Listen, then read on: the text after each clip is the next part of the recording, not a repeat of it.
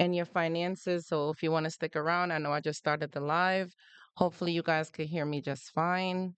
I'm hoping I'm not too loud and you guys can hear me just fine. But tonight, thank you. You're welcome in, sweetie. Tonight's discussion, I wanted to talk about finances and the narc. So if you're with a narcissistic person, I want you to know that sometimes you don't even realize that your finances are being under attack. Sometimes you don't even know that you're under a spiritual attack and your finances are troubled. You're going to start. I'm going to talk to go into the details about some of the things that really takes place when you're with a narcissistic person. Thank you so much, Anna, for the follow. I appreciate you. Um, Thank you guys for even tapping the screen. I see that we're at zero so far, right? But we're gonna be getting up pretty soon, pretty quickly, to get up a few likes. But tonight's discussion, I wanted to talk about what your finances look like when you're with a narcissistic person. Hang around for the conversation. Thank you so much for the like, for the support. Hang around for the conversation. We're gonna be going into more details. I'm just playing a little bit music in the background just to kind of warm up the vibes and get things going so you guys could sit back and enjoy this conversation. Because if you've been wondering why your finances looking a little bit funny, why your money is looking a little bit funny, you might be with a narcissistic person that's draining your pockets and sucking you dry. And you're always in some type of debt. You're always in some type of issues going on with one of these monsters. So please hang around tight. Let's jump into the discussion. And I don't know if I'll be able to pin because I'm using my computer. I see your comment here. He's hoovering still, and he just got married 3 weeks ago. Li- Emma, you know we're going to talk about that, right? You know that the marriage was only to get under your skin, though, right? You know he only got married to get under your skin because you know in yourself that that marriage is not even real. You know that marriage is not real because you know the type of monster, right? They're married to somebody else, but they're hitting up your phone. They're in your DM, they're in your inbox, and you're looking at this new wife and they're thinking that you're jealous of them. This new wife is thinking that you are jealous of them and you're envious of them and you don't want their relationship to work. And they're going to get you caught up in the madness. They're going to tell this new wife, this new supply, because remember, you once was a supply too, right? You know, we talk about this because we have the experience that we too were supplies to the narcissistic abuse. I love that you said that because they only get married to the new supply because they know that you didn't want to stay there any longer and you started to raise your boundaries. Like you started to catch on to the narcissistic games and you didn't want to play around no more. So you got up out of there. So they're mad with you that you left. So now really quickly they found somebody whose boundaries are lower. And I know sometimes people feel hurt that, they were with me and they left me to go be with somebody else. You know why? A lot of times we sit here with them because they just have you as a placeholder. That's really what it is. It's just being a placeholder. They're not trying to be in a serious committed relationship with you. They're not trying to be in no relationship or anything of the sort with you. They're just really there because they know that they want to control you. When they see that they're not able to control you and to keep you bound and to keep you down, they go on to a newer supply. And that supply has been there in the pipeline. That's something that they always have a supply lined up. Things don't just happen out of overnight. It don't just happen like that for a narcissistic person. They're actually with this person. They've had intercourse with this person. They've been cheating on you with this person. And a lot of times it's somebody in the pipelines. It might be on their whatever social media platforms that they're grooming this person and getting them ready because they know that their discard phase with you is going to be coming pretty soon and they know that you're going to be dumping them pretty soon, so they have to get a new supply lined up. They have to get somebody in the pipeline because that's the only way that they could keep this going. They don't change, and this is what some people fail to understand. A narcissistic person does not change. They just change supplies. They just go on to their next victim. They don't change themselves. Why would they change when there's somebody else with a lower boundary, somebody who don't know anything about narcissism, someone who don't know how to spot the red flag, somebody who don't know how to see the warning signs and how to trust their own gut, how to trust their own intuition, how to trust their own feelings, somebody who don't understand how to trust their own self and believe in themselves. These are the people that the narcissist choose. And a lot of times you're at a point where Your boundaries are low. You're going through something in life and you entertain them at that particular time, not because you want to be all romantic with them, but you're entertaining them at this point in time because you're probably experiencing something. Thanks for the rose, sis. And your boundaries are low. You're at a low point. And that's why I try to tell people that don't feel bad for yourself. Don't feel bad because you were with a narcissistic person. Don't feel ashamed because you stayed there for so long. Don't be ashamed of it because that's what's going to prevent you from healing that part of you that keeps attracting this type of person. They feed off your energy. So that's to tell you that you have a type of spirit and a type of mantle that you carry. You have a certain type of energy, and that's what they're feeding off of is that type of energy. So if you don't believe that you have that type of quality, you have that type of aura about you, that's what they want you to do. They want you to doubt yourself and to disbelieve yourself. But don't ever disbelieve yourself or who you are. Thanks so much for the follow, Mia. Don't doubt who you are as a person. Thank you guys for hanging out with me tonight. I want to talk about being in a narcissistic relationship and what that does to your finances and how it really keeps your finances bound and you're under a financial attack when you're with a narcissistic person. I want you guys to understand what you're dealing with. And when you see your money looking funny, it's not looking funny for no reason. Your money's not looking funny just because it's just maybe. It's not a maybe. You need to pay attention that it's something bigger.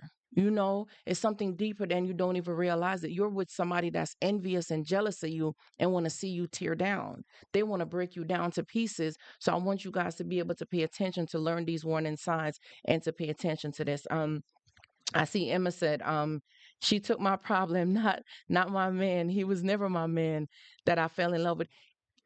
You're right. Most people don't get that in that initial phase, that love bombing phase, um, just give me a heads up in the chat, y'all. If my microphone is too loud, I'll be more than happy to turn it down. But if you guys are hearing just fine, that's good. If you guys are hearing just fine, let me know. If it's too loud, just let me know. Just let me know if it's too loud because I don't want to be yelling or loud. Because sometimes when I get very passionate, I kind of up the tone just a little bit. So I don't want to get too passionate. So please let me know if the audio sounds pretty good or if it's too low. Then I'll gauge either my audio or my tone at the same time to make sure that it's pretty good. Welcome in, welcome in. Thank you guys for joining tonight. Thank you so much. In the love bombing phase, that's a dangerous place to be in the love bombing phase. I'll tell you, it's a love bombing phase. 13 years I was married to my narcissistic husband. It was 13 years that I was married to him. And it started with finances. It started with finances in the beginning. And it wasn't that he was asking me for money. It was more that we were in competition for paying the bill when we went out. I remember that. But then he went out and gave me a large lump sum of money and told me to hold on to this. So you see that bait. That was the hook. That was the bait to make me comfortable, to let me pull my guards down, to feel like this was something okay. Like, okay, he's not trying to get nothing from me, right? He's not after me for my money or he's not after me for anything. Thanks for the follow. Creating a life of love with T. A love for you with T. I love it. I love that creating a life of love. I love it because I want people to really still believe in love. So I really love that. If y'all could tap me up to 1,000, this will go out to the For You page so more people could come in and join the conversation. Thank you so much, Kozo, for the follow. I appreciate you so much. Thank you so much. I think my camera's too high because now I got to lift my hands up to give y'all the heart hands or something like that to show y'all some love back, right? I appreciate you. That's how he got me in the beginning, y'all. In Jamaica, so the currency is different. He gave me about like $27,000, and this was in 2009. So that was a pretty good chunk of change. And he gave me the money, and I felt like, okay, you trusted me with your money, but I was 23 at the time, y'all. So don't come for me, okay? I wasn't money hungry because I was taking care of myself pretty well. But just seeing a man do something like that, it felt like he was responsible to me, right? And he wasn't after me to get anything from me. So I felt like I wasn't in any danger like that. And I gave him, he gave me the money and he will come back to me to ask me, oh, let me get this to pay the car rental. Let me get that to do this. Let me. So he gave it to me and then came back to kind of ask me back for it in small bit pieces. Basically, it made me feel like I was in control, like I was the one distributing the funds and figuring out how the money gets spent. So it made me feel like I was in control. I knew what was going on and it made me feel good. And I think that we're not honest with ourselves enough to really admit the fact that when the narcissists start to probe us and start to groom us and to get us in, they make us feel good first, right? Let's be honest with ourselves because we want to get mad at them, right? And we want to get angry with them for how they make us feel and what do they do after they've done these devastating, hurtful things. We want to get upset with them for what they did. But if we could be honest with ourselves, it felt good. It made you feel good. It made you feel as if, wow, you care about me. It makes you feel special. Like they know how to make you feel special, and it's an isolated type of feeling. So you want to get more. Like I like this. I like this kind of feeling, and you really want more. Thank you so much for bringing it up to 1K. I couldn't tell you guys thank you enough. He asked you for money and lied and owe me $500. Girls, we're going to get into that, okay? Mine was way more at least, and we gonna get into that, okay? Um, but I just want to, and this is something that I want to remind myself of, so I can help you guys to get to the root cause of some of these things, right? It was a feel good. It was an opportunity for you to feel good about the experience, right? Because that's what happened to me. I did feel good about the financial, like with him, like I felt safe. It felt like he got me financially, and I didn't have to worry about that part. So it wasn't going to be one sided. That's what I felt. I felt like it was a type of relationship where things wasn't going to be one sided, which caused me to feel comfortable enough to let my guards down to start a relationship with this man. And that's what I did. Y'all, within 3 months' time, we was married. Within 3 months' time, we was married. The abuse started. There was little signs where he couldn't go out one day and I decided to pay, right? So mind you, when he offered the money, he blew it so fast that he came back now, couldn't go out another day because he blew that money. And I didn't see that as an immediate red flag. I didn't see that as financial grooming because it happened so subtle and I felt like, well, he was already paying all these stuff. The least I could do was jump in. But the warning sign was right there. The red flag was right there that he was operating financially irresponsible because no man is going to pick up their money and just start spending it on a woman like that. That's a form of love bombing. And this is what we need to learn and to recognize. A man that truly cares about himself and protects his finances and is financially responsible is not going to just meet you and start throwing money on you. Nothing works like that. That's far from the truth, very far from the truth. So if you're with a man, then you just met him and it's in this early within the 90 days and he's just throwing money on you and just lavishing you with money, let me tell you, that's a warning sign. That's a red flag and you need to pay attention because that's how the narcissist uses money, to use it as a hook to bait you in, to get you lured in. Once they got you hooked and lured in, the rest is gaslighting you and now making you question yourself. And the way how they shower you with all this affection, admiration, money, love, and gifts in these early stages, it makes you feel guilty. It makes you feel so guilty that you feel compelled to do things for them. You feel obligated to do back stuff for them. You feel that you need to do it. But that's how they coerce you into doing something that you didn't even want to do to begin with. They chose to spend it on you. It's not your responsibility to give it back to them. That's like you're doing something that's transactional. If you're doing it out of the kindness of your heart, do it because you want to do it. Don't do it because you want to get something back from me. But with a narcissist, they're never doing something for you. They're always doing things for themselves, is for a gain.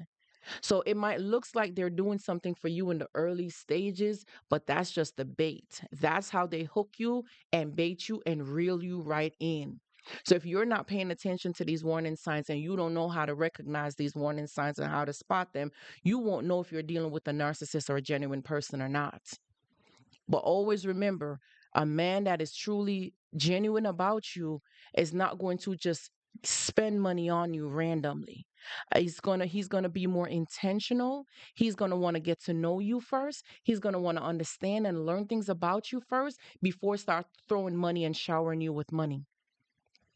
A narcissist comes in with a lot of admiration.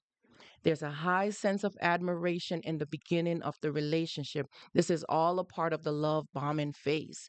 And if you're not cautious and careful in this particular time of the love bombing phase, they will get you hooked. And before you know it, you are in a toxic, narcissistic, abusive relationship. And it's harder to get out of it than how you got into it. So will a person who's wasting your time. So will a person who's wasting your time. Absolutely. When they come to play games, their intentions is to gain something from you. Their intentions is how can I get something from you? One of the cruelest things that happened to me within a year ago was I was giving this man the time of day. The first, hey Kima, thanks for the follow. I appreciate you. Um, I gave him the time of day. I entertained him. Not because I was thirsty, not because I was desperate, but because I felt like it was time for a relationship. I've been celibate for about 2 years or 2.5 years. Don't want to tell on myself, right? And I felt like, come on, God, like, come on. I've been so faithful. I've been patient. I've been waiting. When you going to send me my person? So I felt like it was time to be in a relationship. So I felt it was time. God didn't tell me that way. It was time. I felt like I'm going to take matters into my own hands. I've been celibate for 2 years, 2.5 years. And I was just like, well, I'm going to do this. I think it's time. I think I got this figured out and I got a plan and I can do this. So I thought. So I thought. I met this guy, y'all, and I was talking to him. This man looked in his eyes like something was wrong with him in his eyes. Just in his eyes alone, something looked off. I went against my judgment because I thought I was ready for a relationship. I thought I was ready, and I went against my better judgment. Y'all, this man came around me. And this man, he borrowed some money from me. So I told you they always want to come in to borrow money to touch your finances or something. This man came in and borrowed money from me. And that's an immediate warning sign and a red flag. But he told me he was going to be paying me back the money. So, but I'm watching him and observing him, and I'm seeing that this man does not have any intentions to pay me back my money. You know what I did? I went out places with him. I stood back and let him pay the bill. I stood back. I did it repeatedly, intentionally to let this man pay the bill consistently so that he could pay me back my money one way or the other. So because I saw that he did not have any intentions of paying me back my money, I might have lost maybe about $300 or $500. But the rest of it, I let him pay me back by spending back that money on me. You see, when you can spot a narcissist, you'll be able to disarm them. When you could see the narcissistic games and the game that they play, you could disarm a narcissist. Because they're going to play the games and they're going to run games. That's what they do. This is their world. This is their world. You can't beat them at their game if you don't know the game.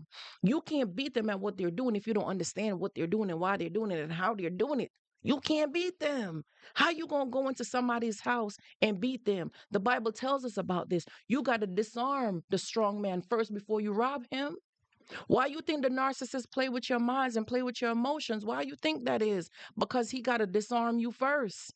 He got to tell you what you want to hear and play games with your minds, your thoughts, and your emotions and play with your feelings in order to disarm you. They play with your mind. They play with your emotions. They gotta make love to your mind. They gotta seduce you.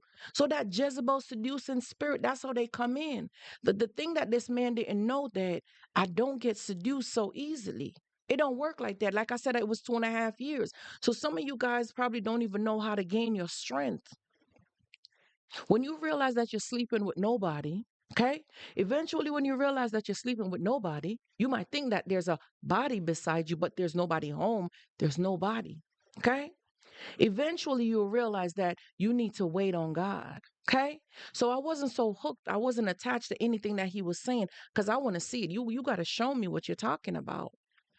And I watched him and see that he couldn't show me anything. He couldn't show me anything at all. But he came in and this man told me that you want to know how I know that you got some money? Or you want to know how I know that you're sitting on some money? And I was like, I don't know. Tell me. How? How did you know that? He said, because of your plates. He said, the type of plates that you got, that's how I know that you got money. Because people from the trenches don't have plates like this. Y'all, y'all better be careful of who you have hanging around you. Okay.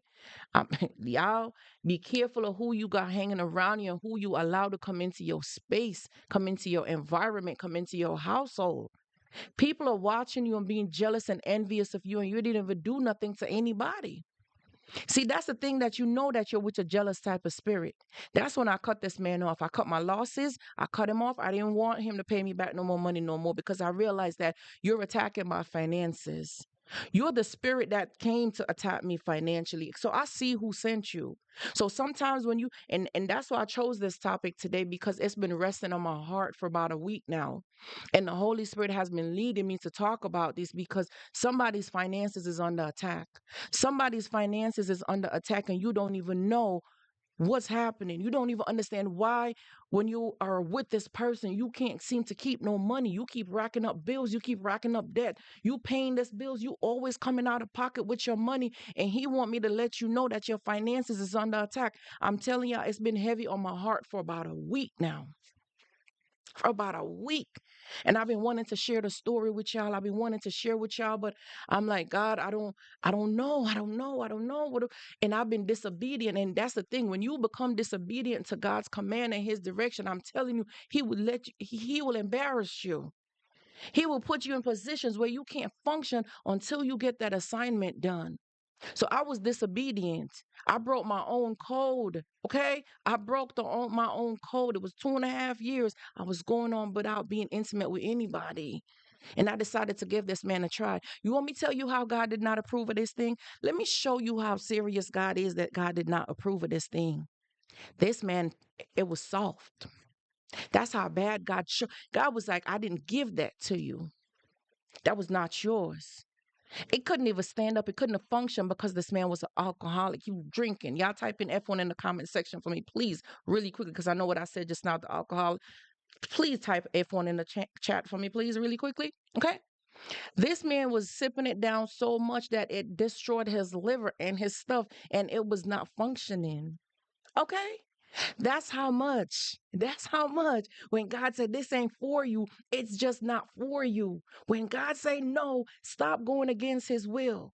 Protect your body. That's your temple. Protect your body. Thank you guys so much. I appreciate you. The love, the support. I can't tell you thank you enough. Thank you.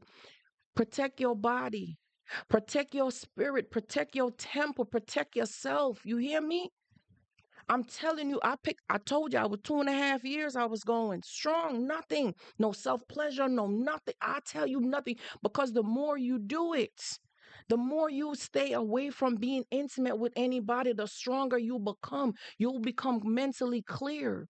You'll begin to see things clearly. And I'm telling you, I spot it in the man's eyes from early and I went against my own better judgments. That's you currently, Florida, sis. Sis, you know I moved to Florida, right? Baby girl, I'm in Florida. Let's link up. I don't mind linking up with you. Let's link up and do a session. I don't mind, y'all. Let's do this, okay? I'm in Florida now. I relocated here to Florida, but I went against my own better judgments. I went against the plans of God, y'all. I went against it. It was 2.5 years that I was doing. You hear me? And I broke it because I became disobedient. I became impatient. I was impatient. And God was like, all right, you going to be impatient? I got something for you. I'm not even going to make it work. You know why I'm not even going to make it work? He not even going to be able to please you physically. I'm going to make sure it don't even work because you went against my own better judgment for you.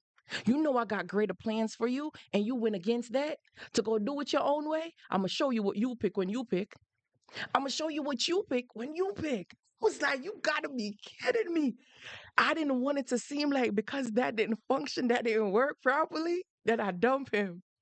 So I try to play it cool, y'all. But that man came in to attack my finances. That's who sent him. So sometimes when you don't even realize what's happening to you, that your finances is funny, somebody borrowing money from you constantly, oh, that's a financial attack, baby. You better learn how to recognize this thing. I'm telling you, God would not allow me to not talk about this. He was on me. Hey, sweet C sis, I love you, sis. I didn't even see you was here. I love y'all. Nothing but nothing and no one since 2010. Stay with God. I promise y'all. Listen, I broke the code, y'all. You know I'm woman enough. If y'all know me, y'all know I'm woman enough. I'm woman enough to tell y'all that I messed up, okay? I'm not too big to sit in front of y'all and tell you, yes, me as a coach, yes, I do coach one-on-one coaching session and I keep it real with y'all. But I'm gonna tell y'all something because it's been heavy on my heart. And God has been saying to me, go talk to my people and tell them. I showed you what it looked like when your finances is being attacked. You weren't in love with this man. You didn't even know him. It was only 3 months. Why are you ashamed of it? You know better than that. How many people out there is going through the same thing and they're staying longer? Save my people. Talk to them. Stop being selfish with the information. So I had to put my pride aside, y'all, and turn on the camera tonight so I could come here and talk to you guys. I'm telling you, wait. Wait. That's all I'm going to say to you is wait. Okay? Because when you break what you've been doing, and this is the thing, I don't want y'all to be embarrassed about the situation. Please don't be embarrassed and don't beat up on yourself for what you're going through. Don't beat up on yourself. Okay? Because here's what happened. You see, if everything was going smooth and if everything was going good, then you won't remember that you need directions from God. You won't remember that it's Him that has been carrying you through so far. You will take all the credit and think that everything that you do and the way how you're supposed to go about doing it is your way. And you got this thing figured out and you're right all the time. You're going to think that. And then you're not going to be dependent on Him. And you know what God said. He's a jealous God. That didn't change. None of that did change. But if it was going all smooth and it seemed like you got this figured out, then you wouldn't be paying attention to Him, right? You wouldn't pay attention to him. But you see what he had to do? He had to allow you to fall. He has to allow you to go through some rough patches in order for you to get back up on your feet. He has to allow you to stumble. He has to allow these things to happen for you to find your way back to him. Hey, Jada, sis, I love you, sis. He has to allow these things to happen in order for you to be able to come back to him to say, you know what, God, I messed up. I messed up. I'm sorry. I messed up. I went against my better judgment because I know better. I know better and I'm supposed to do better and I'm supposed to educate and teach, but I'm human too. And that's the thing that we forget that every one of us, we're human beings. You understand? We're people. We go through things and we experience things, but never be ashamed of your experiences. I can't say this enough. Don't be ashamed of your experiences. It's there to teach you something. I'm telling y'all, I made the decision to choose this man myself. God didn't send him. I felt like I had enough knowledge and I had enough information, and I felt like I was equipped enough to assess this man myself. I didn't allow God to assess him for me.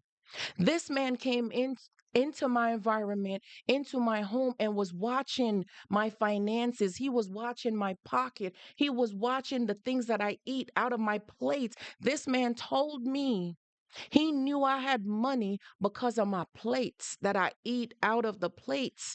He said, people from the trenches don't got plates like you got. You tell me now, ladies and gentlemen in the audience, y'all don't have plates that y'all love, your fancy plates or stuff like that? I eat out of paper plates because I don't like to wash dishes. Okay? But when it's time to sit down at the dinner table and eat, oh, we gonna eat. We gonna eat and we gonna eat and do what we want to do because we choose that. Don't let because your choices somebody come in and chastise you for your choices because you want to do that. He was watching my finances, so he knew he had intentions to try to rip my pocket down. That man came in and borrowed money from me.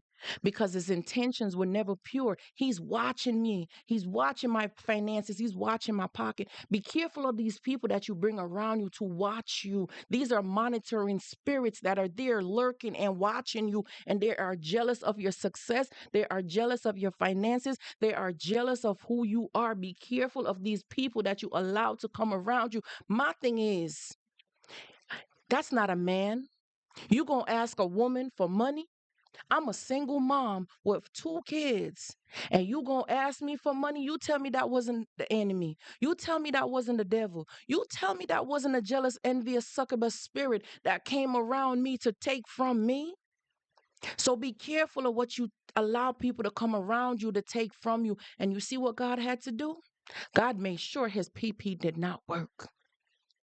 That thing was soft. That man wanted to operate himself with the soft peepee. I had to look at him like something got to be wrong with you. That man kept running to get honey pack. I don't know what that is. I ain't never heard of that thing in my life. Okay? I was married for 13 years. I never had a problem once with that man. Okay? 13 years. This man went to get a honey pack to be able to function, and he still was not able to take on the job and the assignment because I was never assigned to him. He was never mine. He was never my purpose. But God had to show me who he was. God had to show me who this man was. God had to show me that this man came after your finances. This man came after your finances. So you might be thinking that you don't have. You might be thinking that you don't have enough. You might be thinking that you're operating from a place of lack and limitation, but you're the only one who's limiting yourself because others are looking at you because they see your blessings. They see the anointing on you. They see what you carry, the mantle and that glow, that light on you, but you don't see it. You see, you don't see it because you think that you got to have a lot, you got to have millions, and they see the whatever you got, they want some of what you got. Whatever you got, they want some. But that's the problem. They don't realize that you've been trying and you've been working so hard to get to where you are. Why don't you come in and help me grow? Let's grow together. Do you have that growth kind of mindset? Do you have the progression type of mindset? Because I'm an ambitious type of woman. I'm a go-getter. I don't stop so easily. So what you see me got here right now, I didn't get this overnight. This didn't happen overnight. I've done a lot of sacrifices for where I'm at. I've taken a lot of abuses at work for to be here. I sleepless nights, put on extra weight, stress weights. I'm over here feeling fat and uncomfortable because what? I done put in all this work and time to get what I got. But you want to come in here and rob and steal and destroy me? Oh, all right, God gonna show you up. And that's exactly what he did. He exposed him to me, and I saw exactly who it is. But it wasn't to be ashamed of that experience. God had to tell me and to help me to understand my child. I want you to realize that your finances are under attack. So go let people know that when you have these type of people around you that keep begging and taking money from you and keep rubbing your pocket and draining your pockets, he is trying to let me tell you guys to help y'all to understand your finances are under attack. Who am I talking to? Who am I talking to let you know that protect your finances? They borrow money from you. How are they giving it back to you? Do they have any plans to give it back to you? Or they keep coming back and borrowing for more? Do you feel uncomfortable when they start asking you for money? Do you feel uneasy when people start asking you for money? You feel uncomfortable. Why are they asking you for money? If they need help, we got to learn how to say no. We got to learn how to tell people to go here for help. Provide them with resources and not your finances out your pocket. So I would suggest find out where's your local pantry in your neighborhood.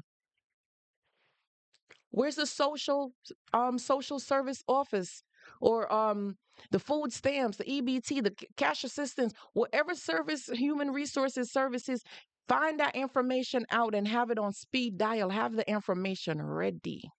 Okay? Have the phone number, the address, phone number, address, and website. Whatever it is, have that ready and put it in a contact in your phone. Listen, I'm telling y'all, just do it.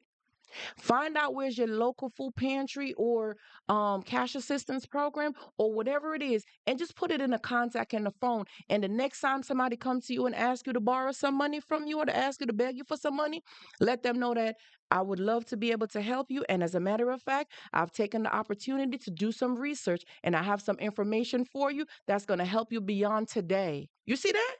So it's not even that you're going to come to me for money one time. They can help you beyond me.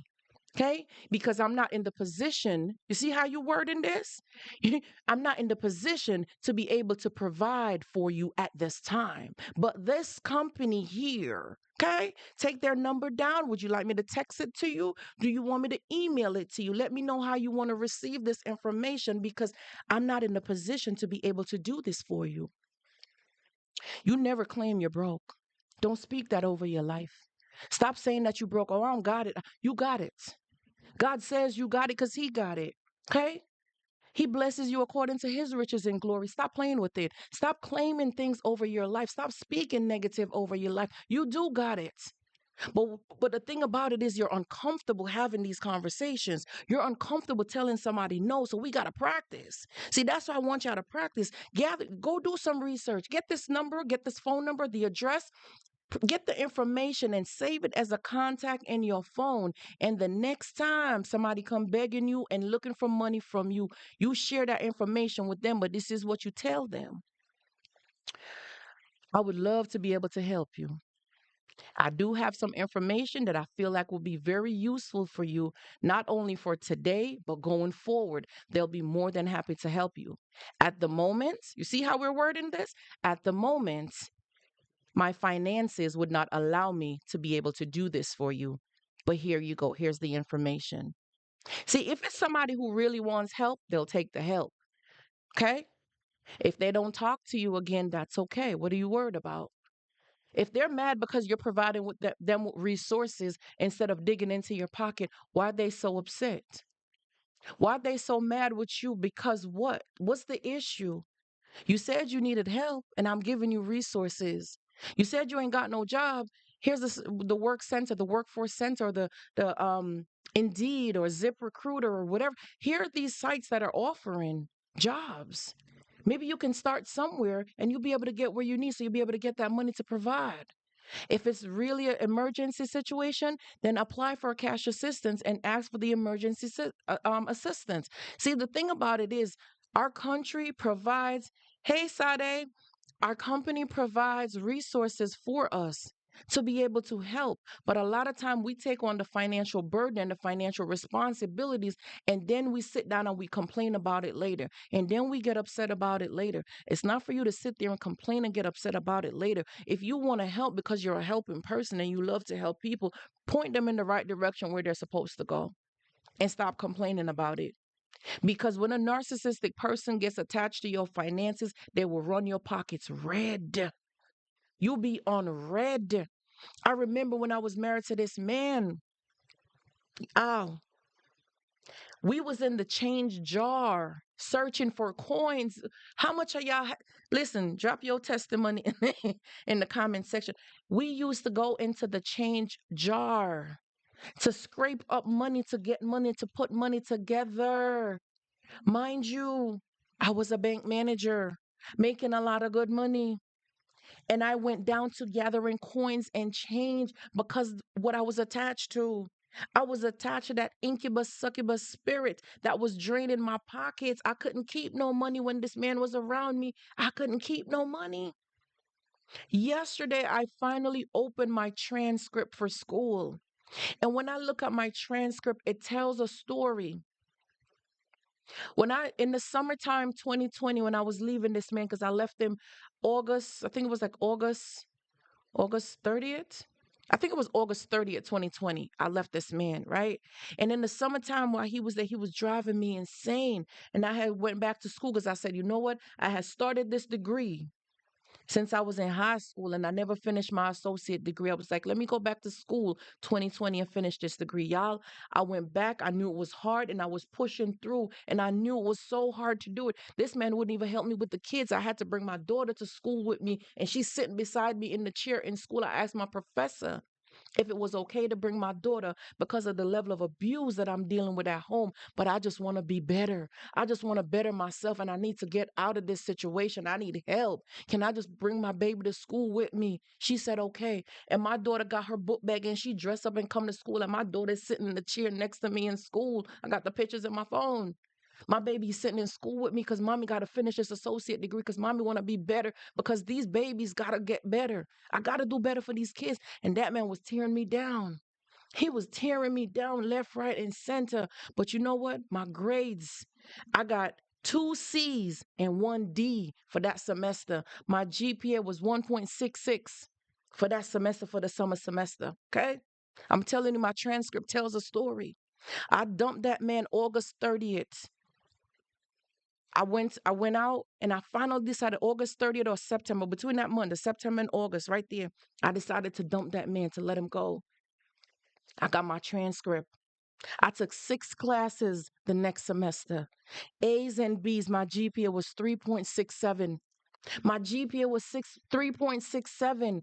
All A's and B's on my transcript. Sometimes you don't even understand the spirit that you're attached to. Sometimes you don't even understand what you're bound to, what you're in covenant with, and what you're allowing to stay there to tear you down. They don't want to see you good. They don't want to see you be great. They don't want to see anything good for you, and they're attaching themselves to you to tear you down. I looked to see my GPA on my transcript change. I got a letter from the dean's office that I'm on the dean's list. Good standing in school on the dean's list. Y'all know from school, I was always on the honor roll in school. But to be in college with my baby here and I'm on the dean's list, God knows that I had to push through. And it's not because I'm the smartest, but I was intentional. I was intentional and I was pushing through. But the level of burden and stress that was on me for being in that narcissistic marriage, I wasn't healed when I was going through school. I wasn't healed at all. I was broken and damaged. But because I was so addicted to being with this man, I was so addicted to being with him. I couldn't see myself without this man. I didn't know nothing else. It's been 13 years. I don't know nothing else. What you mean? All I know is the back and forth because we've been doing this for years. So I'm addicted to the back and forth. But I went to school for my distraction. That's what really helped me get through. Was I went to school even though I know I didn't have it all together mentally. I went to school and I started putting in my energy, my effort, my time into school. So I had something to look forward to. I had a degree that I was like, okay, I know I don't even know what to do. I was a zombie. I couldn't function. I was not a healed person going to school, y'all. But I was there. I showed up. I just kept showing up, doing the work, participating in class, and it helped me. It helped me to really get my momentum going and to get my wheels spinning again because coming out of a narcissistic oppression is no joke. Don't let nobody make you feel bad for how you're healing and the steps that you're taking to heal. Don't let nobody make you feel guilty for when they hoover you and you go back. Okay? When they hoover you and you go back, don't let nobody make you feel guilty. But when you go back, you're going to realize it's not even the same. You took some time away from that thing and then you went back. Oh, it's not even the same. Oh, the hold that they had on you, it's not even the same. The hook that they got on you, oh, it's not even the same. You can't do this anymore. You realize that, yeah, I got to get up out of here.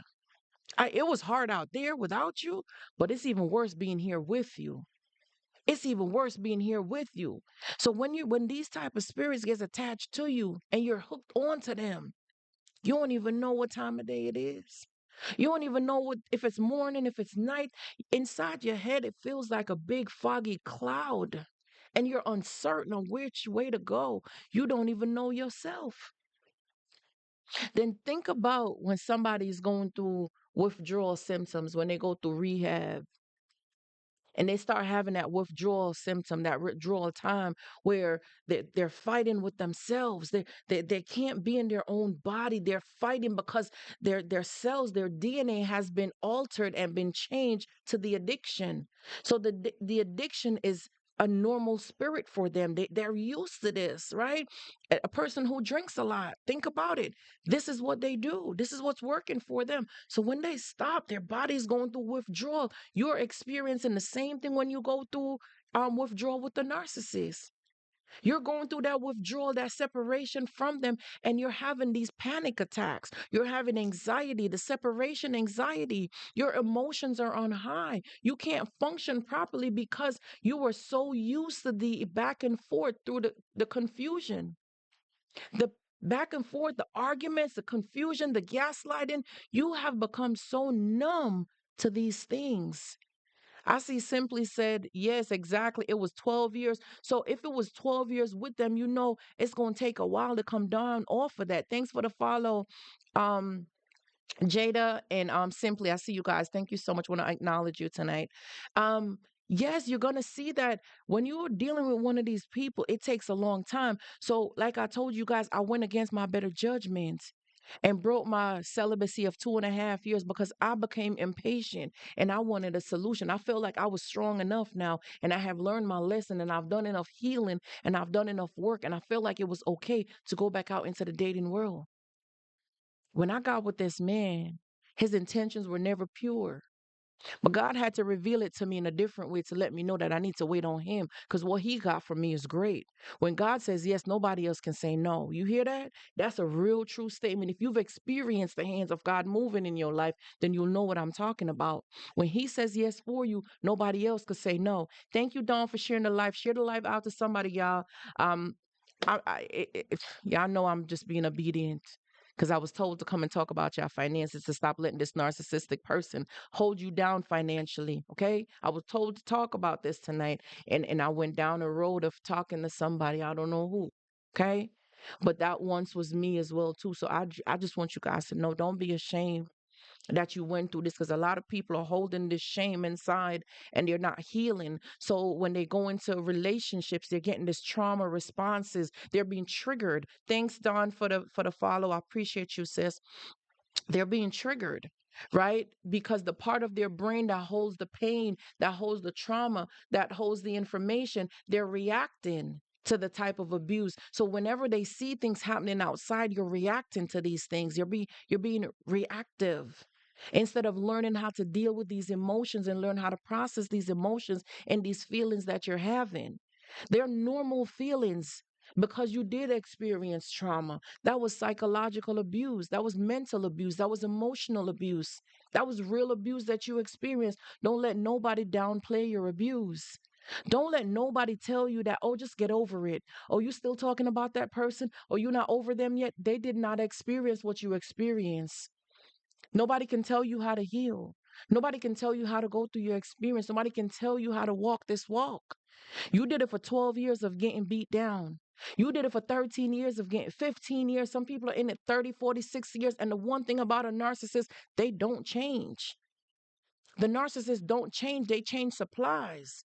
And at some point in time, you find yourself so numb and voiceless that you don't have a voice anymore. Either you stay long hours at work or you don't go home. You pick up extra shift, you work overtime, you stay in your car, and you don't even want to go inside the house because you know what you're going to walk into.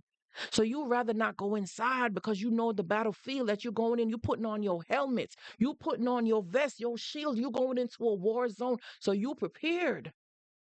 You going in with gifts and treats and everything that you could possibly think about because you know the war zone that you're going into. You know the type of battle. You're walking into a battlefield. But God said the battle is his, but you out here fighting. You are here on the battlefield inside your own home, and your home is supposed to be a place of peace. They don't change simply.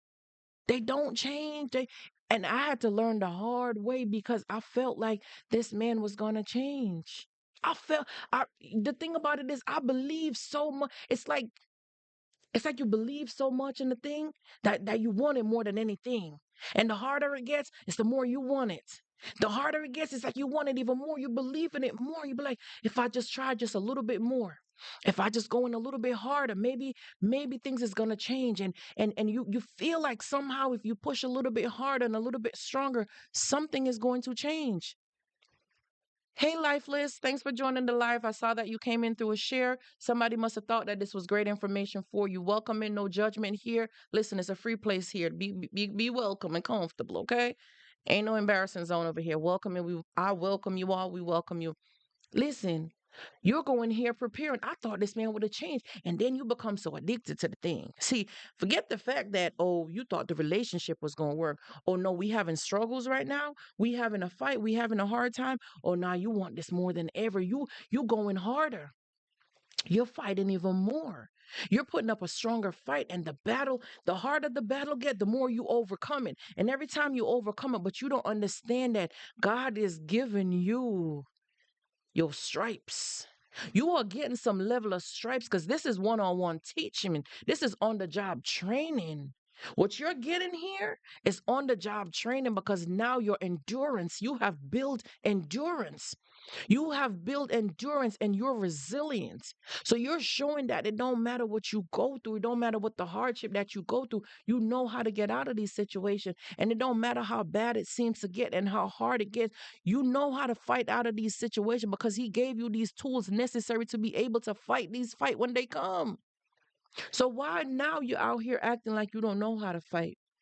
Why you out here acting like you don't know how to stand up for yourself? Why you acting like when somebody asks you for money, you don't know how to say no? When somebody tells you to do something against your will, why you acting like you don't know how to stand up and fight for yourself? Thanks, Willie, for the follow. I appreciate you.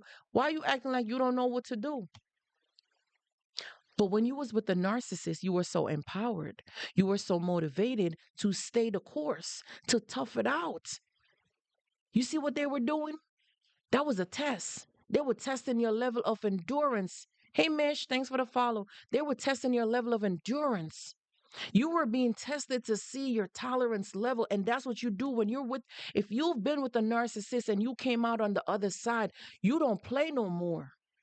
But I don't want you to be broken. I don't want you to be hurt and operate and treat everybody as if they're a narcissist. I don't want you to bring that toxic behavior over. I would love for you to turn that into a positive because what you gain out of that thing, I want you to see that you have post traumatic growth.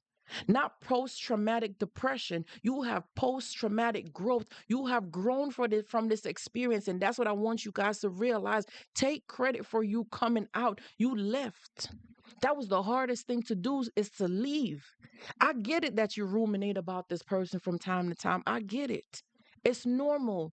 But one day, congratulate yourself for going one day, 2 days, and you take your time to congratulate yourself for going days without thinking about this person. The days will turn into weeks.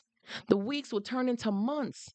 The months will eventually become years. And I'm not going to tell you that you're never going to think about this person again because I'll be lying to you. They're going to pop up once in a while. But not because you want to get back with them, but because sometimes in the spiritual realm, they're trying to conjure you up. They're trying to bring you back. They're trying to see what's going on with you. They're inquiring about you. They didn't forget about you because they want to get you at a moment when you're low. At a moment when you're feeling vulnerable, that's when they want to get you. So you got to be guarded up. You got to be prayed up every single day. Don't forget to give God thanks for another day. And thank him for saving you from that thing because you know he was with you the whole time. You see, when you sit down and you sit back and you start to look at this, thanks Lee for the follow. When you start to look back at this and you start to realize that, oh, you was really with me the whole time. You was with me the whole time, but I couldn't see you because I turned my back on you. I couldn't see you that you was with me the whole time because my back was turned to you because this right here in front of me looks so good. So I had to focus on this right here because this feel good. This person is making me feel good. This person is feeding my flesh.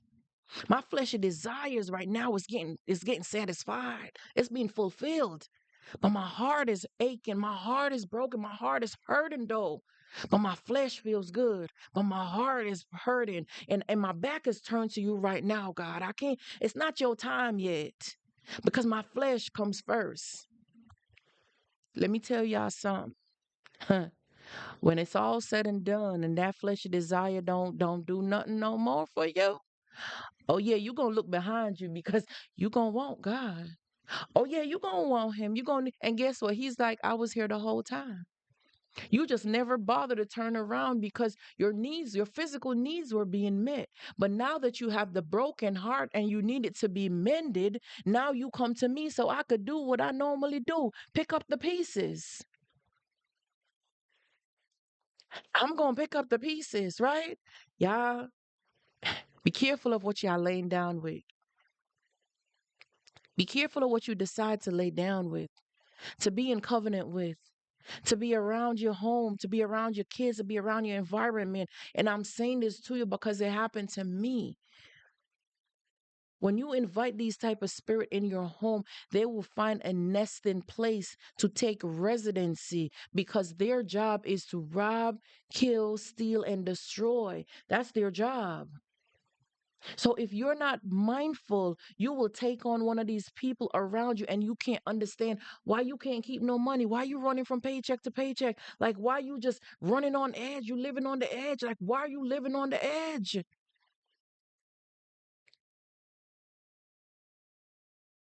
You start to wonder like why am I just on the edge? I can't keep no money. You ever notice that sometimes when people leave out of these toxic, unhealthy, abusive relationship, y'all bear witness to this in the comment section. Please run up the comment section with this one. You ever realize the glow up? You ever realize that you got a job, you got a great job paying, or that vision that God gave you, you realize that it's starting to come to fruition? You ever realize how your blessings start to turn around, your habits, your skin, you start to look much better? Once you let go of that baggage and that type of burden that was with you, you start to look better. If y'all ever experienced that, just drop something in the comment section. It don't matter. It could be a heart, it could be a rose, it could be a finger. It don't matter what it is. But I just want to know if you've ever experienced that glow up after you let this thing go. Because you're in that moment where you're starting to feel good on your own. But guess what starts to creep in after you start enjoying this type of feeling? And I see somebody say, yes, my skin started glowing and you started feeling health because you don't realize that you do get sick. When you're with one of these people, or you start to get sickness, you start to get certain type of illness. Because here's what it is: going through all that push pull, is stress on your body. It's stress on your mental. It's stress on your emotions. It's stress on your finances. It's even stress for you to socialize and interact with other people because you don't have the energy. You're lacking in energy. You're burnt out and you're drained because this person is draining you. They're burning you out. You are burnt out to a level where you can't even function properly. You're going to the doctor can't even tell you what's wrong with you because he can't even see it because it's stress related, where your body is tense. Your body is not operating freely like it's supposed to do. Your body is tense and locking up and freezing up because you're unable to do things freely. You're not operating at your own free will because someone else controls you. Someone else is in control of you, so you're not operating at your own free will. And your body is uncomfortable. Your body is crying out for help, and you are fighting the body from functioning naturally. The body is resisting everything else. The body is not happy. The body is not peaceful. The body is not in joy. There's nothing positive going on with your body because your body is tense and is fighting this type of feeling. When you're with them, it comes with a lot of illnesses. You'll find yourself going through aches and pains, and your body is feeling some crazy way because you're in covenant with this person. If your finances are being attacked and you don't know for certain if it is, are you increasing or decreasing in your finances? Is your finances growing or is it decreasing? Are you embarrassed to talk about money? Are you embarrassed to tell people, no, I'm not going to give you no money? If somebody start talking about money, do you get up and run? Do you like, that conversation is not for me. I won't hear nothing about money. It's okay to tell people no. Learn how to stand up for yourself. Learn how to stand up for you. Like speak up for yourself. Don't be such an introverted, ashamed person and scared. So when somebody, because somebody must have hurt before, when it came to finances. Oh, they just wanted us to tap the screen just a little bit because it's just giving me this warning message about tapping the screen or else they're gonna end the live or something like that or whatever. You know how they do those little messages. Um, if your finances are in trouble, right? Thank you guys so much. I appreciate that. Thank you. If your finances seems to be in trouble and you're uncertain about stuff, learn how to stand up for yourself. Learn how to tell somebody, no, I'm not able to do that, or no. Just no is a whole sentence. It's a whole sentence. Tell somebody no. It's okay to tell them no. You don't have to feel bad for telling somebody no. You don't have to feel bad for it at all. Because I had to learn this for myself too. Even though I loaned this man the money, y'all, this was the most it felt embarrassing at first, but then I realized that that's who sent you. Yeah, you came to attack my finances. That's who sent you. You didn't come here for anything good. You came to see how you could drain my pockets, how you could drain me and tear me down. I see who's in operation. Oh, I see you. And when you start to be able to pour into God and give God the time and talk to Him about things, you'll be able to see the type of spirits that are in operation. Where is your attack coming from? He will give you the root cause of the issue. This man came in and started to look at my house, my dishes that I eat out of, and the things that I was carrying and the things that I have for myself. That's a dangerous type of spirit to let around you. That's a jealous, envious spirit. And sometimes you are laying right there with the enemy and you don't even realize that you're sleeping with the enemy. Sometimes y'all God, you be praying to God to remove the devil from around you, people that don't like you, remove them, and you don't realize that you're sleeping right next to the biggest one. And y'all know I'm not talking about healthy, good relationship. I'm talking about narcissism, okay? See, the name is Life Beyond Narcissism. That's the name of my YouTube channel as well. If y'all not subscribed, please, the link, I made it so easy for you guys to click the link in my bio to be able to subscribe to my YouTube channel because I want to be able to start going live on YouTube again and bringing more content. So this way, even after we're done with our episodes, you can still go back and watch it at a later time because sometimes you miss something. Sometimes the message was so good or some information that you want to share it with somebody, but they weren't in the room for you to share the live to them. So you could tell them, listen, go watch this on YouTube. Go back and watch it. You remember you've been telling me that you've been having financial troubles and you don't even know why this is happening to you. Go back and watch the live where she talks about it to let you know that you're under financial attack. Your finances are being attacked, and that's how you know the type of spirit that is in operation because they operate in the spiritual realm first before it manifests in the physical realm. So this person has been begging for somebody to help them. They've been begging for a way out. You hear me? So when they get in contact with you, they have been doing it and finding you in the spiritual realm first before they found you in the physical to attach you to it. So you have to guard yourself as well too so that you don't become a victim for somebody else. You don't become the next victim. Because don't think that things just happen in the physical realm overnight. It's been planning already in in the spiritual realm. That's why when it happens in the physical, you're wondering like, wait, huh? Are you the person? Are you supposed to be helping me to get to this vision, to this dream? Something? Did I get the help? And this person come equipped.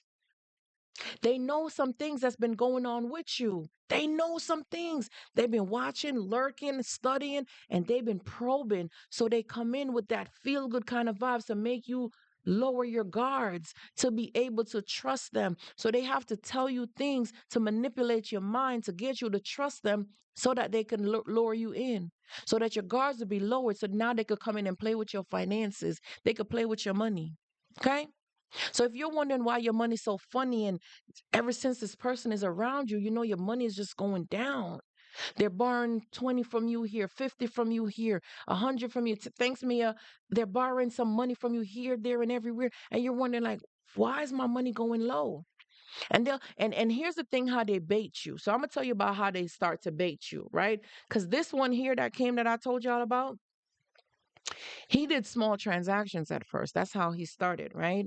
So he would do small transaction because he said he was in the Navy for about 4 years, and he was married for 15 years. Yeah, I'm telling on who it is. Whatever. If y'all know, y'all know. The story will stay the same. Okay. Um. So these were some of the things that he said, and he haven't flown, he haven't traveled in a long time, so he's unfamiliar with traveling because it was long distance. So he would cash at me the money to pay the ticket for him. Send me the money. I went ahead, cash app. He cash at me. I went ahead and I paid for the ticket. So you see how he's building trust, right? He's sending me these small transactions and paying for them and showing that he's trustworthy. But that's just the bait. That's the love bombing hook. That's to bait me in. That's to build his credibility because remember, through their actions, they're going to show you that they're capable, that they're worthy. So that's why sometimes when you really get a good man, you don't know, or if you get a good woman, you don't know if they're good or not because the enemy plays with your emotion and send a counterfeit to mimic and imitate what is actually real.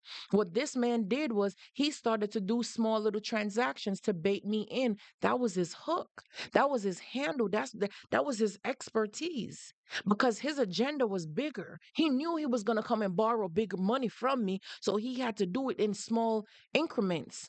Small transaction because guess what? He's building his credibility. He's building his integrity because guess what we do? Somebody's actions and their words need to be in alignment for we to measure it, right? So they know it.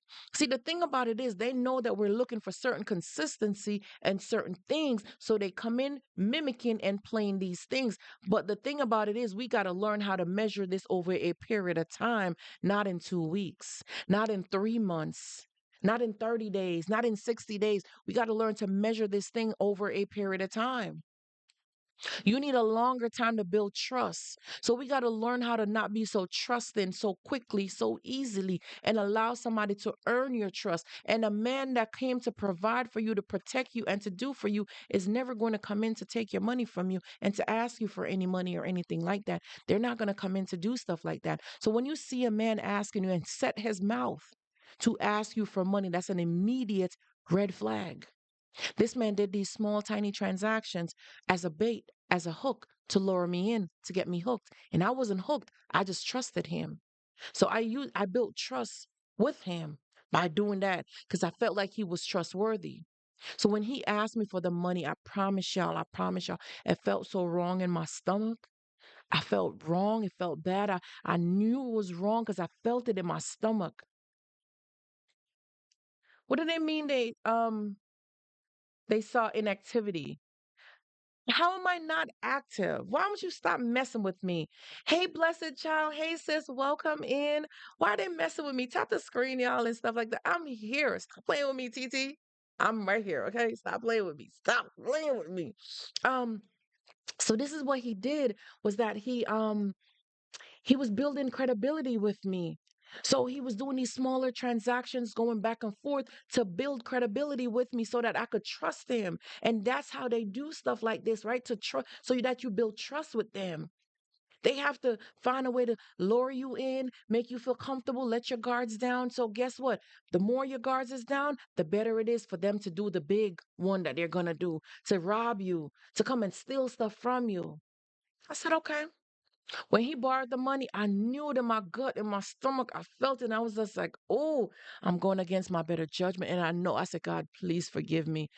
But I just feel like I'm helping because they'll do this dry begging where it's a dry beg and they're coercing you. Like, if you have it, please lend me. Like I'm in a bad situation. Like all these bad things are happening to me. And they'll come in and they'll beg and they're pleading and they're guilting you into doing it. They're coercing you into doing it to make you feel bad. They're speaking to your heart, to that part of you that feels so weak and you want to help somebody so bad. That's the part that they're speaking to, and they're professional at this. That's exactly what they're doing. They're professional at this. They're the enemy at this. That's what they're doing. They don't want me to talk about it because they know it's the truth. That's why they're messing with because they don't want me to, they don't want us to talk about these things. They don't want us to really spread the word and spread awareness because the more you guys know is the more they're going to not be able to continue to trick us like this. So they're going to give me a fight. They're going to give us a fight. But that's the thing. Listen, I want y'all to listen, to learn, and to hear more. I got to start coming live more often, be more consistent on here so I could let y'all know that you have somewhere to come to. You have somebody you could talk to about these kind of situation and you won't be judged about it. Just understand that. So they can't stop the works of God. They can't stop that. We're going to expose them. It don't matter what. We're going to expose them so they could try, but it can't be stopped. It cannot be stopped. Whereas there's a will, there's a way. And God will make a way to make this go through. We're not playing with nobody. They don't get the last say. But this man came in, y'all, and he started to do these little transactions and do these little back and forth little transactions. And I was like, okay, he seems trustworthy. But in my stomach, in my gut, I felt it immediately. I remember when I gave this man the money, I said to God, God, help me. I'm just gonna go ahead and do it. But I feel like it's wrong, but I'm gonna do it. And to make myself feel good, y'all, to feel better about it, I justified the actions. I justified it. I started telling myself that just proved me wrong. I was just like, just please, just pay it back and prove me wrong that I was wrong. That's all. I would say it to myself, like, just prove me wrong. And I'm like, God, I'm just going to write this one off on my taxes. I'm going to file this as a charity donation and write it off on my taxes so I wouldn't feel bad about it.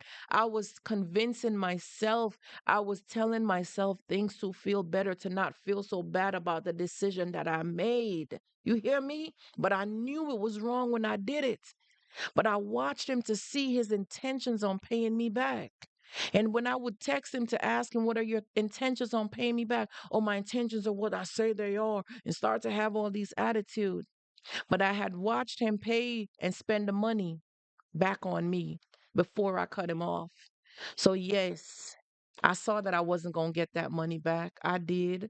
I recognized it because I recognized the spirit that was in operation. I didn't knew so well at the time, but I knew to cut him off. I knew to cut him off, but before I cut him off, I let him take me out places. We went out different places and let him foot the bill because he was trying to act like, oh, you got a man now, you got a man now. You need to step back and let me pay the bill. You need to step back and let me pay the bill. Or you got a man now. And in my head, I'm thinking to myself, brother, so you think that I don't know that you're using my money to take care of me? Oh, you must really think I'm boo boo the fool. Oh, you must think I'm stupid. But you know what? Go ahead. Spend it on me. Absolutely. Pay the supermarket bill. Mm-hmm. Pay the dinner bill too. Oh, you gonna cash out me some money to pick up the pizza? Baby, go ahead. I watched him spend the money down to zero. Okay? Thank you guys so much for sharing the live. The difference what he want me to work at all. He paid everything. See, that's the other part of control. That's the other part of manipulation. Thanks, Kat, for the follow. I appreciate you, sis. Um, and Renee, thank you so much for sharing the live. That's the part of the manipulation that they don't want you to realize, that part of the control. Okay. I watched this man spend back the money on me to the point where I knew that he was broke now, that he was down to zero because he started looking for DoorDash jobs to do, y'all. He even asked me if I could download the DoorDash app on my phone to be able to help him to get some coins. So you see, don't feel bad that you went through this experience with the narcissist and they came up against your finances. The enemy came up against your finances. There was an attack on your finances. Okay? Don't feel bad for it because they never succeed. They would always be hungry and they will always be begging because they don't fight fear. Their intentions are not good. So you didn't lose anything. You paid to learn that lesson. Now, how do you move forward? How do you go forward? Don't open up your wallet to keep giving people money. Stop doing that. Talk to God about it first. When people come and begging you for money, point them in the direction for resources. I told y'all before, get the local food stamp office, social service office, cash assistance program in your neighborhood. Google it yourself and write down the name, the address, and the website or email address and put it in your phone as a contact. Save it as a contact information. So the next time somebody comes to you and begging you for money, tell them that your finances won't allow you to do it for them, but you got this information for them that somebody's going to help them better than you can. Better than you. And you send them that phone number. That has the phone number, the address, and the website so they can go and apply for their own cash assistance or their own government assistance and leave you alone and stop attacking your finances. Listen, they don't know how hard you work for your money. Why they coming after your finances? But the thing about it is, it tells you that that's an area that you need to heal from. Okay. See, that's the thing that people could try stuff. Hey, Black Jamie, people could try stuff. People could do a lot of things, but guess what? It still comes back to you. What are you doing about it? What are you it's telling you that you have invited the enemy to come in and dwell with you and to dwell with your finances. So you have to strengthen up that inside of you. You got to learn to be stronger, and you got to learn to stop allowing people to walk over you. You have to stop that. You have to become much stronger. You have to become stronger. That you have to strengthen that part of you because you're so loving, you're so kind, and you're sharing and you're giving and you want to help. And it's nothing wrong with having that helping, kind type of spirit. That's the spirit of God dwelling in you, and that's normal. But not everybody is good. Not everybody has good intentions and comes to take things from you. They didn't give you anything. They didn't give you anything to put down, but they want to come and see what they can get from you. That's a jealous type of spirit that you're dealing with. That's an envious type of spirit that you're dealing with. And your finances are being attacked. See, that's why I just wanted to talk about this today to let y'all know about the type of attack that be happening to you and your finances when somebody keep wanting to take from you, to borrow from you, to beg from you. Listen, you need to learn how to cut that person off. Stop. You need to put a stop to it. Yeah, put a stop to it. Stop allowing people to dictate how you spend your money. Stop allowing people to step in and block your financial plans. Stop allowing people to come in and dictate to you what legacy you leave for yourself and your family. Stop allowing other people to come in and shorten your finances. Stop allowing other people to come in and to take out of your pocket and to drain you down and bring you down to zero. And then they walk around and you can't go to them to ask them for nothing. You know why? Because you see, when things get hard for you, you know to go down to Nice City and start praying. You know how to do without. You know how to humble yourself and do without because you already know you don't have that kind of heart to beg people for something. Because you know what? If it's already hard for you now, you know it's even going to be harder to be able to pay them back. When you get that money, you'll be like, damn, I'm going to have to pay them back and I already have these bills. So you're constantly going to be behind. See, here the rule of thumb that I decided to apply for myself now going forward. If the bank won't lend it to you, why should I? If the bank cannot approve you for a loan, why should I?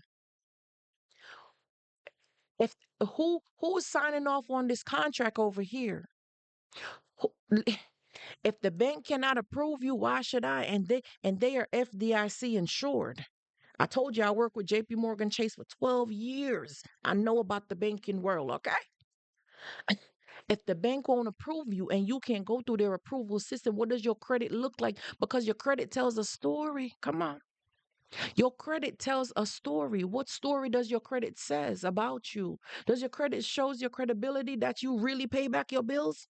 And you even pay them back on time? Do you even pay them at all or they're all in collection? What story does your credit tells about you? Because that's the thing when we get with these people, we don't even know what their credit looks like. We don't know nothing about these things, but they come in to take money from us. And it feels good. We're providing for them. We're giving them stuff and we're pouring into them and giving them these money. For what? I've made a lot of these mistakes and I plan not to do no more. I'm done. I'm done giving. I'm done doing that type of stuff. God, is not that I'm not a cheerful giver, but am I really helping the people that's really in need? Or I'm helping the manipulators that are out here manipulating? I'm helping the abusers that are out here abusing people that are kind. I'm helping the abusers continue to abuse people. Thanks so much for the follow. I appreciate you. I'm helping abusers to continue to abuse. So I'm funding their abuse scheme. So I'm a part of the problem. God forgive me because I don't want to be a part of the problem no more. I don't want to be a part. I don't want to have this on my resume that I'm a part of that problem, that I'm funding the abusing scheme. I don't want to fund the abusing scheme no more. I can't do it no more. I want to give. Well, I want to give for the right reasons. I want to give to be able to help myself and help others. Father God, this part of my brain that's reactive to abuse, and I feel like I see the abuse, but because I'm so addicted to the abuse, I don't know how to recognize it to stay away from it. I don't want to do that no more. So help me to heal that part of me that is afraid to stand up for myself. Help me to heal that part of me that don't know how to say no. That part of me that don't know how to say I'm not doing this. All for her. Thanks for the follow. I appreciate you. Allow me to heal that part of me that don't know how to say, I can't do this. I'm not in the financial position to do this. I'm unable to do this no more. Because when you decide to allow this person to continue to take money from you, they're draining your pockets. They're running your pockets red. Yeah, let me tell you a quick story before the room gets full. I don't want too much people in here for this part of it because y'all gonna understand when I tell you to guard your finances, okay? So let me just run this story really quickly, really quick. So listen carefully, okay? Tap the screen while I share the story really quickly. So I told you I was married for 13 years. Thanks for the follow. I was married for 13 years, y'all. I got married in 2009. I was 23 years old. I left the man 2020. I got my divorce 2022. But there was one part because I had the child support part that I decided not to do. So they decided to, okay, let's redo this part. So I got the papers last year, January. But like I said, since 2020, we were done. Y'all, this was the stupid thing that I did. Okay. So I'm trying to tell y'all how things will hurt you later on. When I bought my house in 2017, September. Bought my house cash. I didn't owe nobody for the house. To show you the type of dummy that I was assigned to, that I was in covenant with. Okay. This man would threaten my life every day and tell me that if I don't sell this house and give him the money, he was gonna unalive me. Okay. I was living in that type of misery every day. So I'm just telling y'all, when y'all get attached to certain type of things, the destruction that comes along with it. Okay. This man would threaten my life every day. I would go back and forth. I would have sleepless nights. I was in insomnia, a zombie. Didn't know what to do because it's like, what am I supposed to do? Y'all, it became so bad that I couldn't stay in this marriage no more. It was so bad that this man came home with a pum pum because he was ready to handle his business. Okay. And he was just looking for an opportunity to argue with me, to fuss and to fight with me. Let me tell you something. There was no house big enough to let me stay there. There was nothing else that I wanted more than my life. Okay. And I got up out of there. I sold the house, divorced the man. I didn't even want no child support. Like I told you, I was just out. I wanted to run for the hills. I sold the house and I gave this man $150,000 and I walk away with my life because my life is not up for sale. So sometimes, okay, you got to run for the hills because you're not up for sale. No money can replace your life.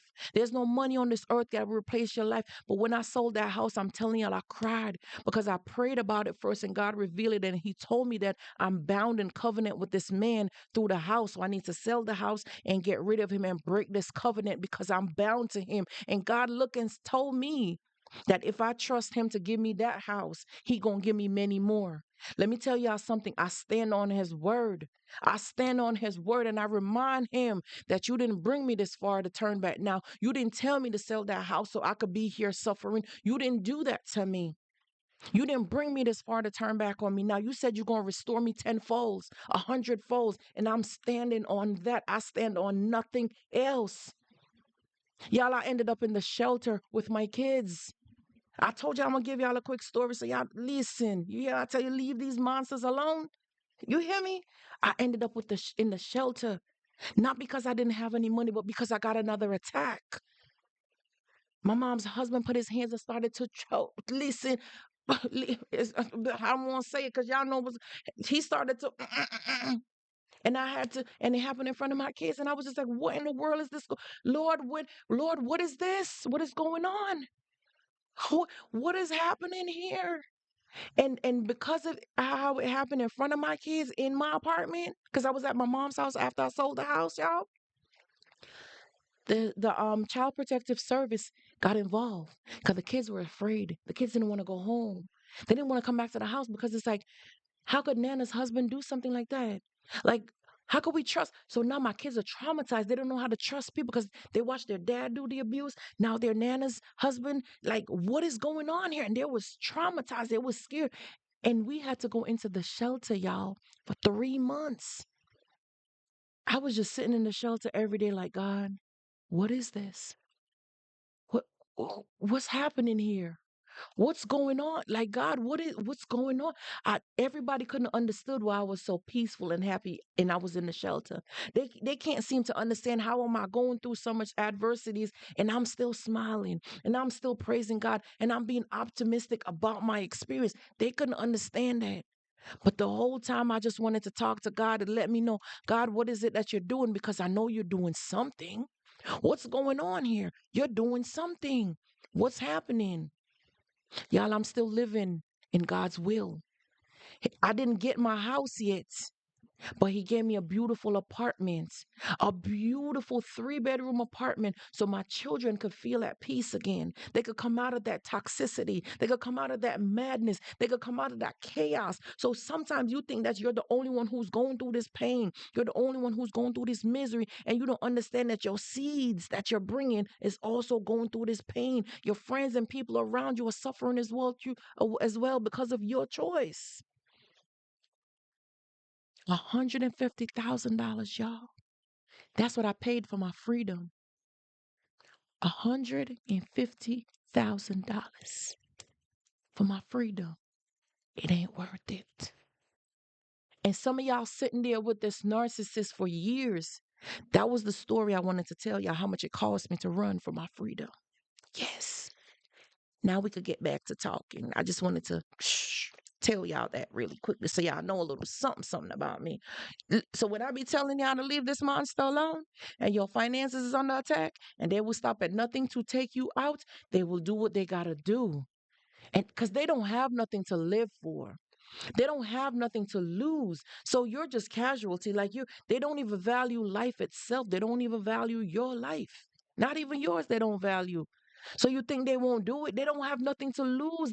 They're so empty. Like it's like the Bible tells you about in Job, the enemy keeps going up and down, seeking who he may devour. That's all he's there to do. Like these narcissists, they're out here for their next victim. That's why they're always on the run. They're searching, they're looking for somebody. They're in constant chaos and misery. So they got to find new supply. They got to find somebody else that they could rub upon this person over here. There's always somebody in the pipeline. They're never satisfied because they're running from themselves. They think that they're running from somebody else and they always blame you for doing everything wrong. You're the problem. You're the issue. You're the reason for everything.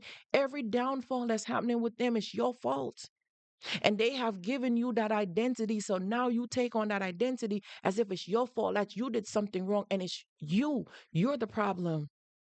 See, the issue is you got to know who you are. You got to know who you are and whose you are. You got to know that that was a life experience. It's not your identity. That doesn't define you. Your past and your experience and your hurt and your pain does not identify who you are. You identify who you are because you identify through Christ. You got to know who you are. You got to know who stands in your place, who stands beside you, who placed your feet on solid ground. You was on shaky rocks with this person. So there's no way the foundation was going to stand because the foundation was never built solid to begin with. That was never a solid foundation. So how do you expect it to grow? How do you expect it to come to fruition? It could never manifest to something great because this person is destructive. If I show y'all some pictures, this man will tear the house down. This man will break all the TVs in the house and break things, even my juices, my Vitamix, everything that was personal to me. It's like it was a personal attack on me. It's like when he was breaking the things, you could see the level of rage and the disgust in him when he was breaking the things in the house, y'all. That's envy. That's that spirit of jealousy. That's that spirit of backwardsness. There's no growth. There's no progression there. You just keep going backwards because I was just replacing everything in the house. I was rebuilding the house, but and that's why God had to let me let it go so I could break that type of covenant.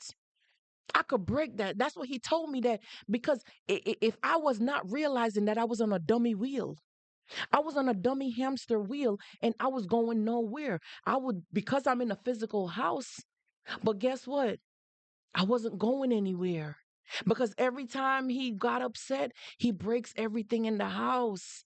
He breaks the TV. And every time there's police activities at the house. Mind you, we live in a predominantly Caucasian neighborhood, and every day, every couple of, I was so embarrassed. It was only 6 houses on the block. on a cul-de-sac. So you already know what type of neighborhood I'm talking about, y'all. I just wanted to be here and be quiet and nobody knows me. Y'all, it was always some police activities at the house. And you're sitting there being embarrassed and you're sitting there ashamed. Because what? You covering for this monster. You know you're with the monster. Come on. You barely go outside because you're embarrassed and you're ashamed. You're ashamed because people see y'all fussing and arguing one day, and then the next day y'all acting like y'all loving love on each other. And the only reason that they smiling with you because they have another supply in the pipeline. So they got to come and give you the fakeness, and they don't have no remorse, no hurt, no, they don't feel no type of way about nothing that they do. And when you catch them in the act, when you caught them doing something, they're going to tell you that, oh, that's just my friend. I remember one time I saw this in this man's Facebook where he was talking to this lady talking about, oh, you around your man or something like that. And I'm asking, like, why are you concerned about her man? Because people only do that if they're probing for something, if they're trying to gauge somebody where they are. Oh, that's not what I said. Oh, I was asking her for prayer. Y'all, they will gaslight you to make you think that something is wrong with you mentally, to make you think that something is going on with you, that you are crazy. So the whole time when you're going through these type of relationship and you're feeling like you're crazy and something is wrong with you, I'm just here to tell you that you're okay. You just had a rough experience. You just had a challenging experience and you needed to be groomed. They were grooming you and preparing you for the blessing ahead. That's what you're here going through is the blessing. You're reaping the blessing. Don't be ashamed of that experience. I get it. I was ashamed when I was in it because I knew I wasn't supposed to be there. I knew I was supposed to leave a long time ago, and I was too embarrassed to leave because I was carrying the shame of not wanting to feel like my marriage failed. Have that ever happened to you guys? Have you guys ever felt that way? Like, you know, you didn't want to seem like a failure, you know? You were talking about this person so positively and so good, and now it's like you're just so embarrassed of your experience of what you're going through. Like you don't even want to tell nobody about this experience because it's like, yeah, you don't even want to talk about it. Yeah, I know that feeling. I know that feeling. That was me too. I was very, very embarrassed and ashamed. I would go to work covered up in makeup. I don't know if that ever happened to you guys. This man will be calling my job phone, blowing up the phone at times. Yeah, messing with my money. Yeah, they know exactly how to mess with your money. They know exactly how to mess with your finances. So you got to see when you're with a jealous spirit, when you're with a demonic spirit. You gotta be able to spot the signs of them. You can't seem to grow. You can't seem to progress. You can't seem to go in a positive direction. It's a torture. So when people tell you to get over it and to heal and just to move on, I get it that they don't understand what you've been through. I get it that they don't understand the level of torture, the level of pain. I get it. And I empathize with them. So you know what? I decide to teach, to educate, to continue to teach people about some of our experiences that we're not ashamed of it no more. And I don't want you guys to be ashamed anymore about what you've gone through and about what you've experienced because it was something real. It was something traumatic. And your feelings are valid because they would never validate your feelings in a relationship. They would never make you feel normal. They would never make you feel important. You are nothing. You're never good enough. And after they abuse you, they tell you, you're lucky that I'm here with you. Nobody else is gonna want you. These are some of their phrases. If you talk to them about how they're hurting your feelings and how they make you feel, the first thing they tell you, you're too sensitive. You got to, oh, here we go again. Those are all ways to dismiss you, to invalidate your feelings, to make you feel like something is wrong with you. It's all a part of their plan because they're insensitive. They're evil. That's it. Their point is to control you. And if you have a voice and you start speaking up for yourself, then who are you to gain a voice? Why are you gaining a voice? Who are you that suddenly that you got something to say? Oh, you got something to say? You want to talk about something? Oh, here you go again. You know what? If you always want to argue. You always want to argue about stuff. If you ask a question, you're arguing.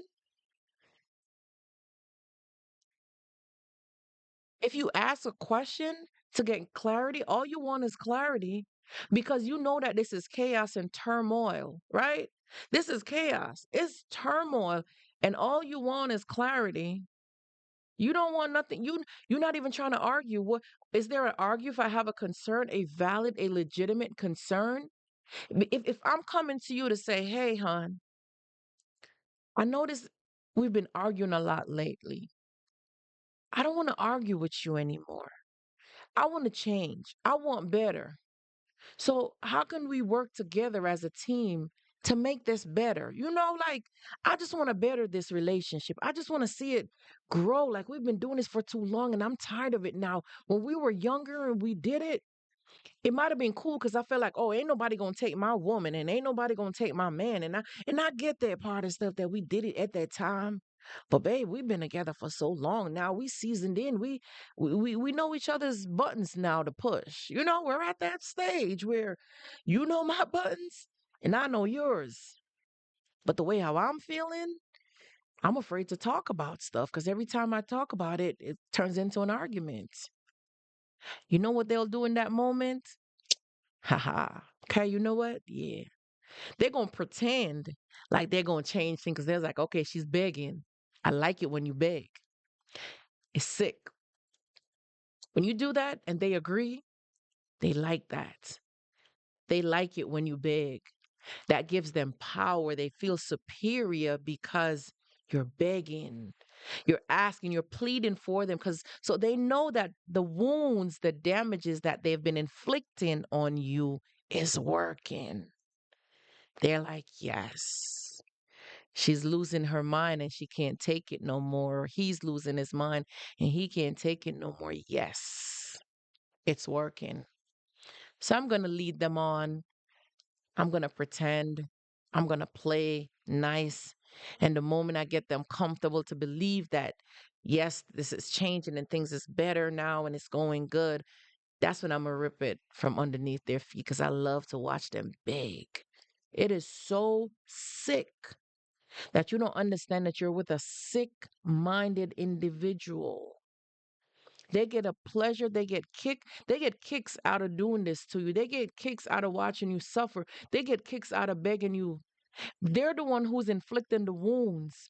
They're the ones who is inflicting the pain and the hurt and the damage. They're the ones who is damaging you. But then they love when you beg for them to stop hurting you. They love when you beg to stop hurting you. Make it make sense. I'm asking you for peace. I'm asking you for us to continue our relationship healthy. I'm asking you to seek therapy. When we go to seek therapy and seek help, they start cussing out the therapist and start saying that the therapist is on your side. The therapist is picking up for you and oh, you're embarrassing me in front of the therapist. You're trying to make me look bad in front of the therapist. Look at what you're doing here. That's what they do. So everybody's the problem now. So now you don't even want to go back to the therapist because you're like, I just want to deal with somebody who's fair. So if this therapist is one sided and seems like they're picking my side, then I need another one. Guess what? The other one is on your side too. Everybody is wrong. So guess what? You give up on therapy because it's like, I can't find the right person who's neutral, who's going to make him feel heard. Because, or her feel heard. That's games. It's just games though. And when you stop and sit back and look at it, you realize that this person did not love you.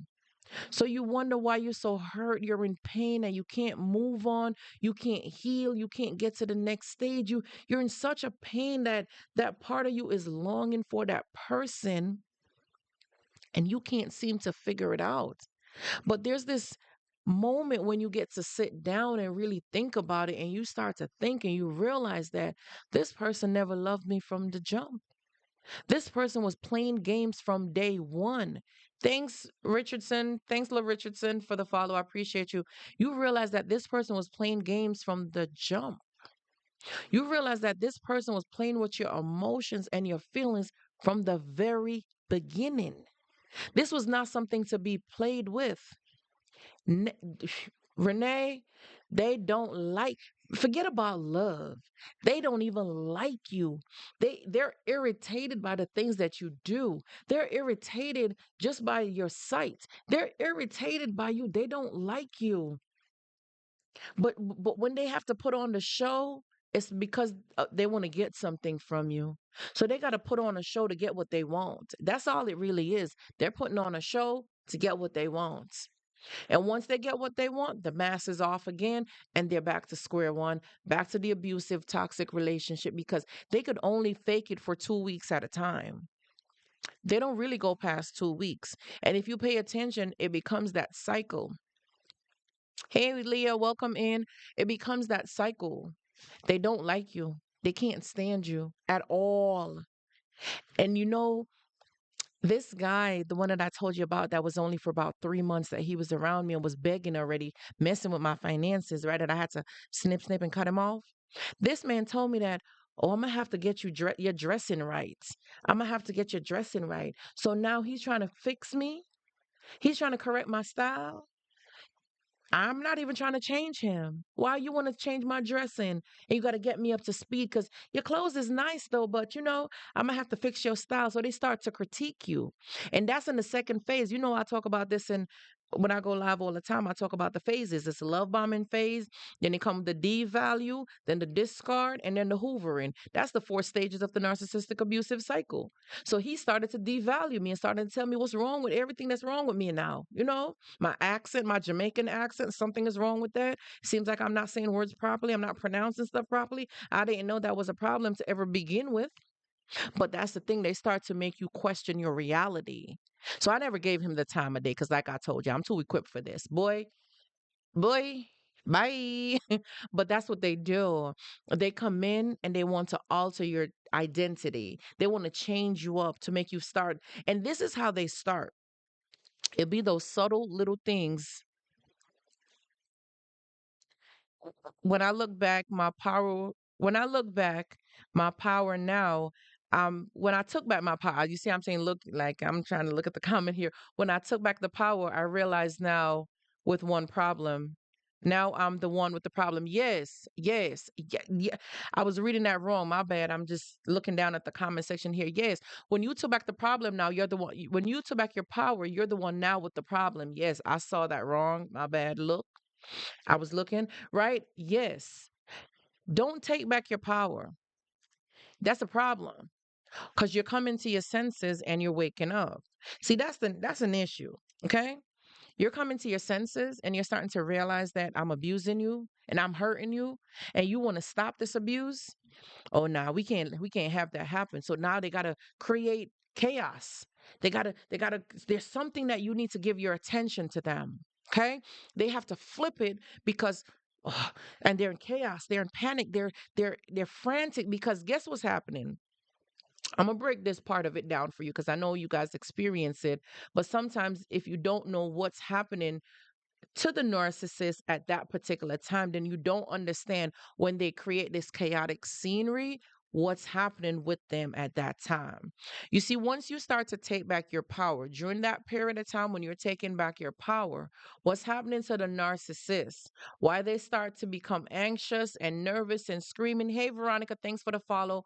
Once they start operating very frantic and scared and frightened, you're thinking like you're afraid, like what's going on with them? Why are they acting like that? And you're going through that issue and you're feeling like, wait, like you want to calm down the situation because it's just that, see, you're trying to get back your power, but you don't have the power as yet.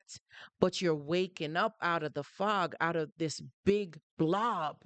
And you're peeking through there's little hopes of light, and you're peeking through and you're starting to wake up and they have to create a chaotic situation because the reality of what's happening to them at that particular time, this is what y'all don't know.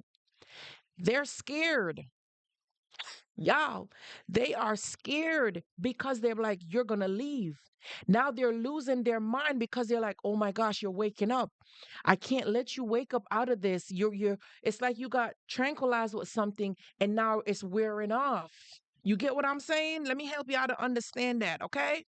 You starting to wake up from this tranquilizer and they're like they're frantic, they're freaking out, they're panicking. They don't understand. They don't want you to wake up out of this. They don't want you to get up out of this because what? Then you're going to leave them. And when you leave them now, they're going to lose it. So you might think they're going crazy and they're chaotic and they're but the thing about it is they're actually scared. Narcissists are really scared individuals. They are very fragile. They are very insecure. They have very low self esteem. They are very fragile, very insecure. They have no soul. They're empty. They don't know how to really be empathetic and how to feel. They're so empty. But because they have instilled fear in you, for so long, you're addicted to the feel good feeling. And that's what you're thinking you're afraid to let go and you're afraid to lose that feeling. But in reality, the narcissist is the one who's really scared. They are very scared when you start to wake up and gain your power back and to gain control and to gain your senses back. They are really scared that you're going to leave them and they don't want you to leave. They cannot afford for you to leave. So they're creating a chaotic scenery and something happened now. They're begging you to stay and to take care of them. So you find yourself feeling sorry for them. So now you're staying out of pity. Now you're here with them out of pity, not realizing that they were scared to lose you. For once, they were scared to lose you because they realize that you're waking up and they're actually going to lose you and they might lose you. So they start to freak out and panic because they're afraid to be alone. They don't want to be by themselves. And you would think to yourself, like, if you're afraid to lose me, why don't you do right by me? They can't do right by you. It's not in their DNA. You're thinking to yourself, like, dummy, dumb. Get it through your head. If you're so much afraid of me leaving, why don't you just do right by me? Why can't you do right by me? You do me wrong, you do me dirty, you cheat, you hurt, you lie, and you do me so wrong. What if you're truly afraid of me leaving, why don't you just do right by me? Why is it so hard for you to do right by me? If they're not wired to do right by you because the spirit that dwells inside of them is jealousy and envy. They're jealous of you. They're jealous of your thought process, your mind, the goodness in you. They're jealous of that. But you don't see how good you are as a person. You know you're a good person. You know that for sure. Without a doubt, you know you're a good person. But you have doubts. Whatever traumatic experience or trauma that you have gone through as a child to make you feel like you were never good enough and you always had to prove yourself or you always had to seek validation. See, they prey on these things and they lure you in because they already know that these are some of the things that you're struggling with and you're challenged by finding your identity. And they're jealous of that. They're jealous because they see you trying and you don't give up so easily. And you're such a hardworking person. You're progressive. You're ambitious. Like you're a go getter. You don't give up so easily. You're a fighter. You are really that girl or that man. You are that. And they know these things. But if they could come in and this is how they gain power. If I could make you second guess yourself, then I won. How cruel is that? If I could make you doubt yourself, do you really got it like that? How cruel is this when you're just trusting a person and they're getting a kick out of the fact that if I could make you second guess yourself, do you really believe in yourself like that? Do you think you're really that girl? Or do you think you're really that man? You're not all that you make yourself out to be. And then they start to tell you, oh, you're nothing. You're no good. You're a piece of crap. People think that you're a good person, but you're not. Gaslighting you, projecting onto you, making you feel because what they're doing is that this is eating them up inside, y'all. It's eating them up inside because they know that's who they are. So they got to let it out somehow. So instead of saying, I'm not a good person, they tell you, you're not a good person. So those words that they have told you and say you are, cross the you out of it and know that they're saying I themselves. See, that's going to help you to really look at it and say, they were talking about themselves the whole time. They were confessing, oh, you're cheating, cross that out. I was cheating. Oh, you're a liar, cross it out. I'm a liar. Like, hey, Tasha Truth, welcome in. Cross it out. Whatever they're telling you that you are that, take out the you and replace it with I because they're talking about themselves. They're talking about themselves. They're not talking about you. But in order to escape, to let it out, to feel better about themselves, right? They have to say you. They have to say, you are that. They have to say, you're cheating. You're a liar. You're disrespectful. They have to say, you, in order to feel good about themselves. They have to accuse you of things in order to make you feel and take on the identity. And that's gaslighting you because you're now second guessing yourself. See, that's what gaslighting is, to allow you to doubt yourself, to doubt your own reality, to second guess yourself so that you don't trust your better judgment, that you start seeking identity or clarification, or you start to seek information from them. If you thought that was a person was who you would thought that played you, then what I mean, I think I'm getting what you're saying or something like that. It's going pretty fast.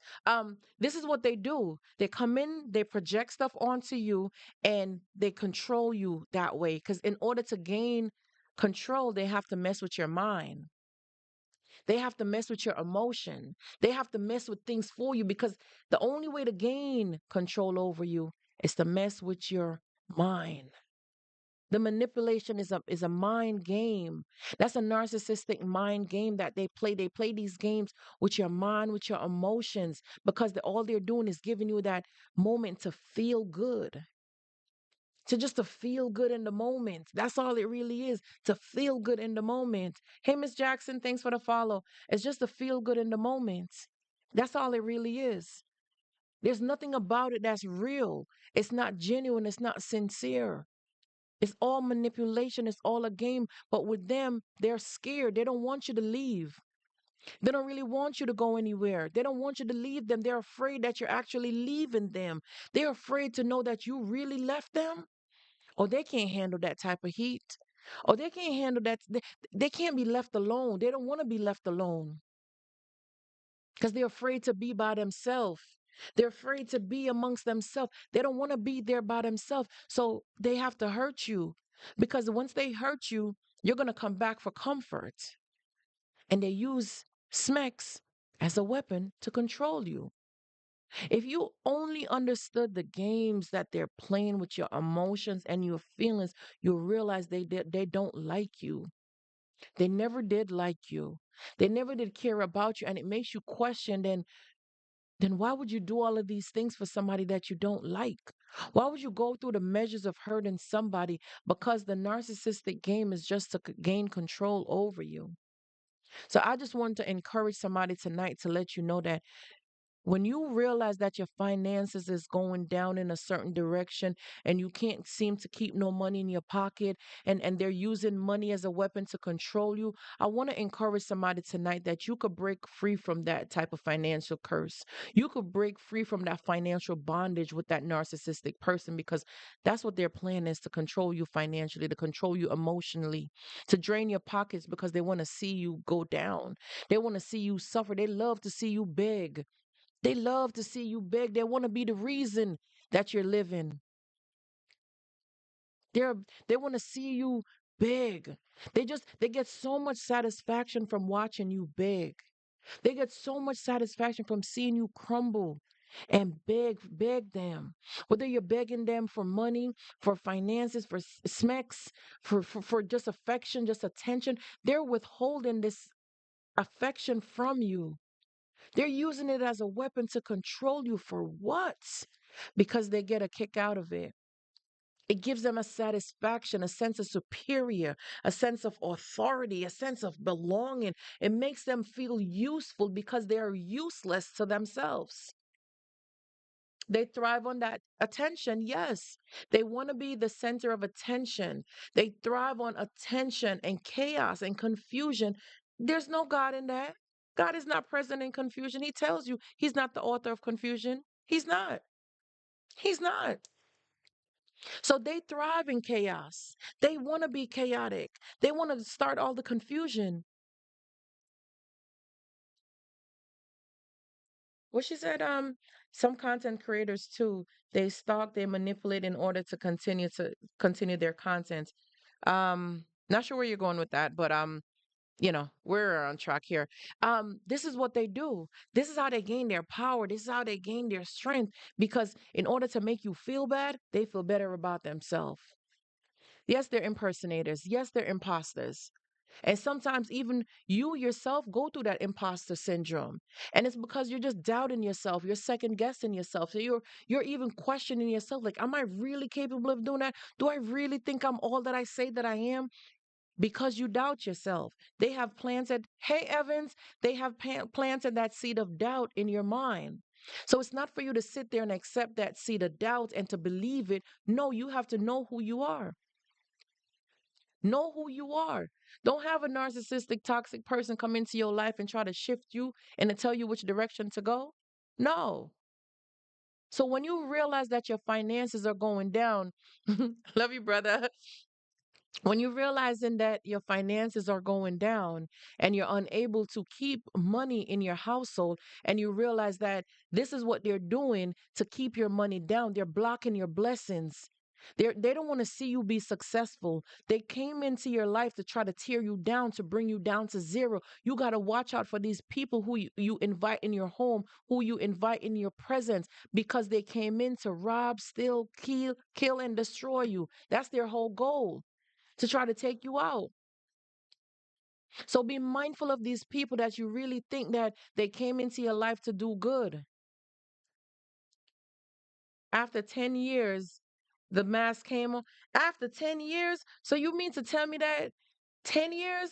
There got to be some red flags there. There had to be some warning signs before 10 years, because there's always warning signs in the love bombing phase. And the love bombing phase don't really last that long. That's the love bombing phase. They gotta study you in the love bombing phase. Their goal at the time in the love bombing phase is to really see how you react to certain things that they're showering you with. So it might be that they're showering you with a lot of gifts, a lot of admiration, a lot of attention, and they're giving you something that you're lacking. So whatever you are lacking in, they come in with a slew and shower you and give you a lot of attention and affection in these particular areas in order to make you feel good. So think about it for yourself. What exactly were you being bonded to at that time? Because that's the bond that kept you there. That's the bond that made you be so attached to that individual, because they were providing and giving you something that you wanted, and it made you feel good and you stayed. So if you really start to think about it, it's not that the mask came off in 10 years, right? The mask really was there. The love bombing and the signs were there prior to that. But it looks like they were being ignored, because that's what they do. They make you feel comfortable. Absolutely. I agree. Yes, I did know he was a narcissist until 2 years before ending it. Okay, never knew what a and I love, simply, let me tell you something. I love your honesty. I love your honesty, because it's not that the mask came off after 10 years. The mask, I love your honesty. You see what you said just now? See, that's a grown woman response right there, because you're able to take accountability that yes, you saw these things earlier, but you stayed longer, because that exactly, we didn't know what narcissism is. We didn't know that it was a real thing, because you were being emotionally and psychologically abused. So you won't be able to tell what you're dealing with, because you didn't know that there was a name for it. There's a thing for it. Right? You didn't know these things. So now you stayed there and you build a relationship with the person for a longer period of time, because they were playing with your minds and playing games. And when you get with these type of individuals, they get you hooked. It's an addiction. You're not in love. You're actually addicted to the person. It's an addiction that and your flesh is being satisfied. So whatever you're getting, it's a feel good. You're feeling good in the moment. So you're unable to really see through the mask. You're really unable to see through the abuse, because they gaslight you. I'm not going to say this word right. Okay, so don't come for me, y'all. But it's called the Munchausen. Y'all know what I'm saying. You could type it in the comment section. Munchausen syndrome, whatever they call that to be. Hi, Rochelle. Thanks for the follow. Whatever that syndrome is when your abuser You keep going back to your abuser for answers and you're protecting your abuser. So if you think about it, when you're in that narcissistic relationship or marriage, whatever you've been in with them, you find yourself going back to them for answers. You find yourself going back to them for, clarity. But they're the one who's abusing you. So they're creating more confusion and gaslighting you along the way. So it's unfortunate that that's what's happening. So it's not that you stayed 10 years or 12 years or whatever. And it's not because of that. It's because you were being gaslighted. Your reality was altered. You didn't know who you were because you were going through this traumatic experience and this person was abusing you the entire time. I see what Evan said. This person was abusing you the entire time. So you didn't even realize that that's what was going on with you. And you're thinking that this person love you and this is just a tough time that you're going through. It's hard to know that you're really trying to make this work and you're really pushing your foot forward. But here is somebody who's being abusive, who's mentally abusing you, who's psychologically abusing you, who's altering your judgment, altering your reality, and making you second guess and question yourself. When you start to question and second guess yourself, you're going to start to ask for validation. So now you don't even know how to make decisions on your own anymore.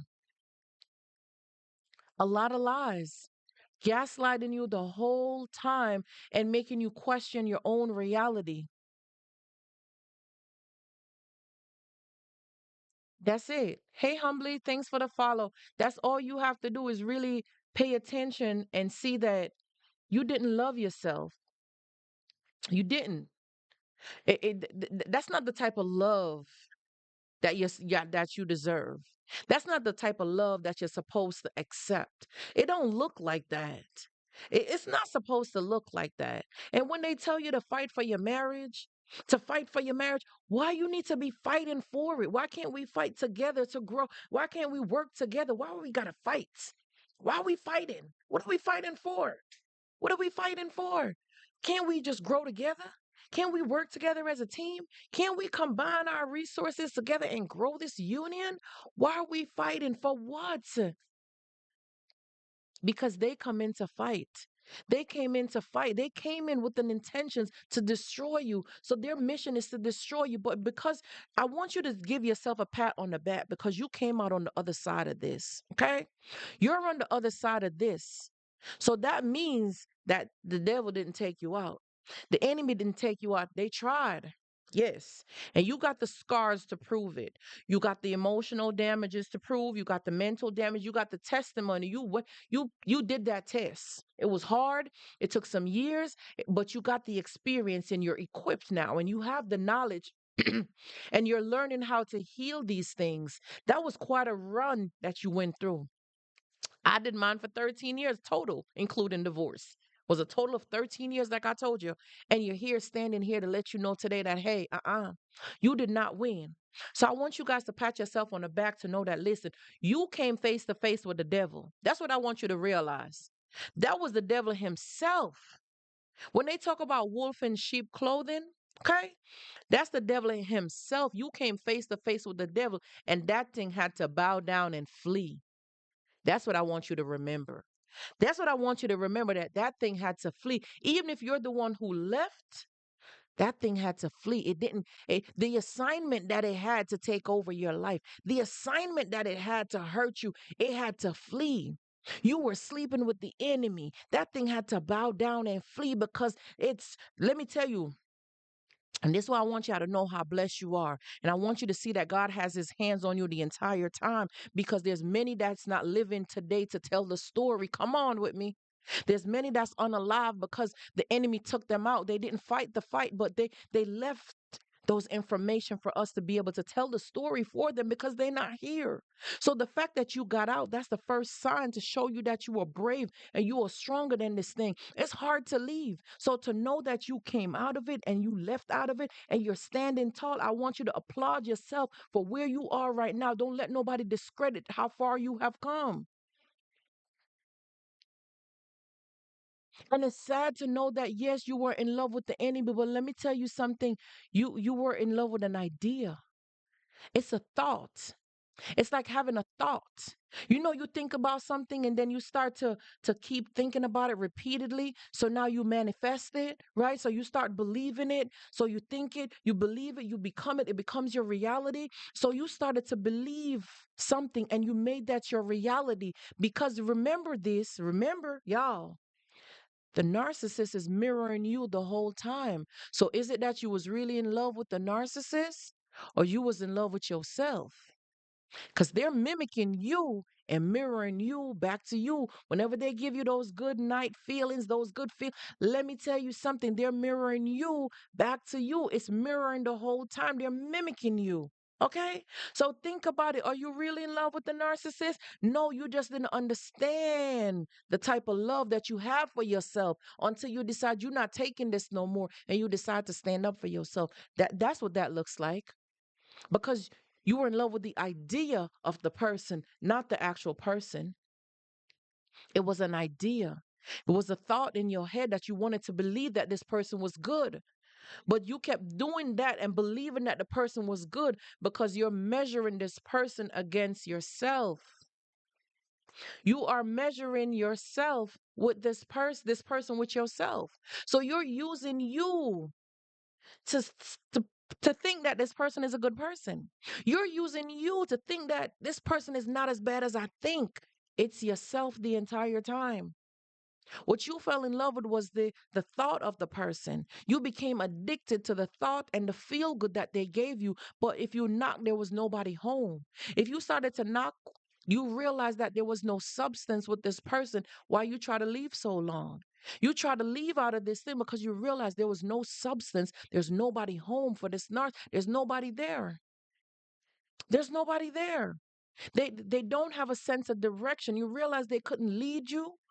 You realize they couldn't lead you because they don't go to God for directions. They don't have no directions. They don't have no instructions. All the burden of the relationship was left on you.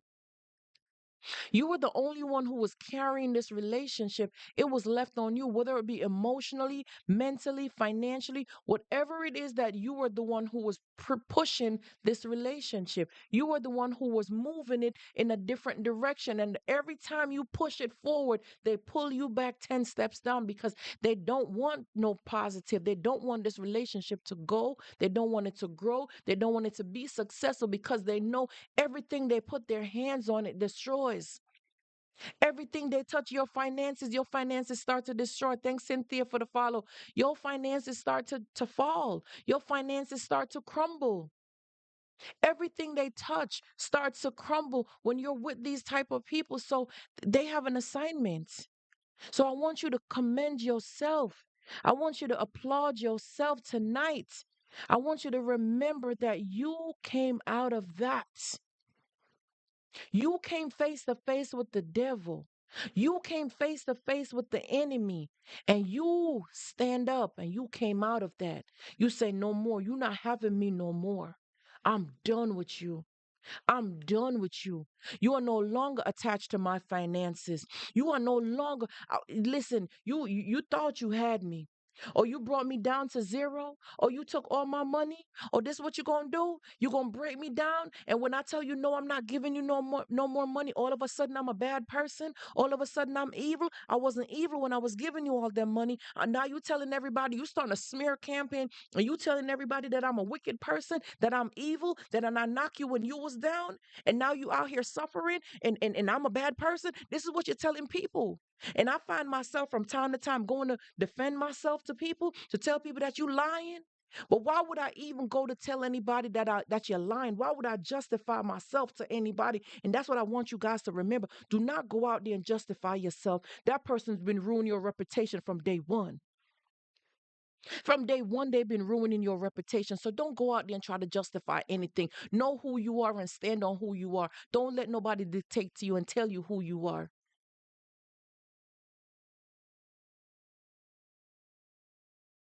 Don't let nobody come in and tell you exactly who you are. Stand on who you are for yourself. Don't go out there and justify nothing because you cut their resources. You cut the umbilical cord for how they was attached to you and sucking you dry like you're their mother or like you're their father. You're not responsible for this person. That ain't your responsibility that they didn't get good home training.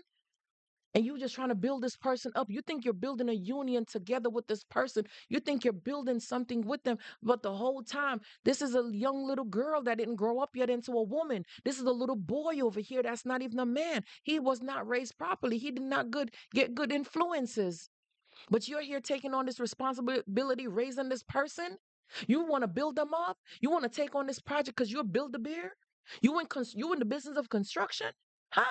That's what you want to do. And the moment you're not able to provide them with money and give them resources, you're a bad person. There's something wrong with you. Or you wicked. Or you never did nothing for them.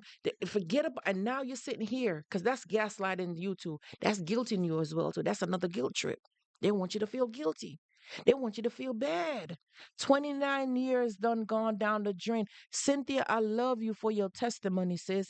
I appreciate your testimony because she's telling y'all right here. Cynthia's in the chat and she just said it, y'all. She did 29 years down the drain because she thought this man was going to change 29 years.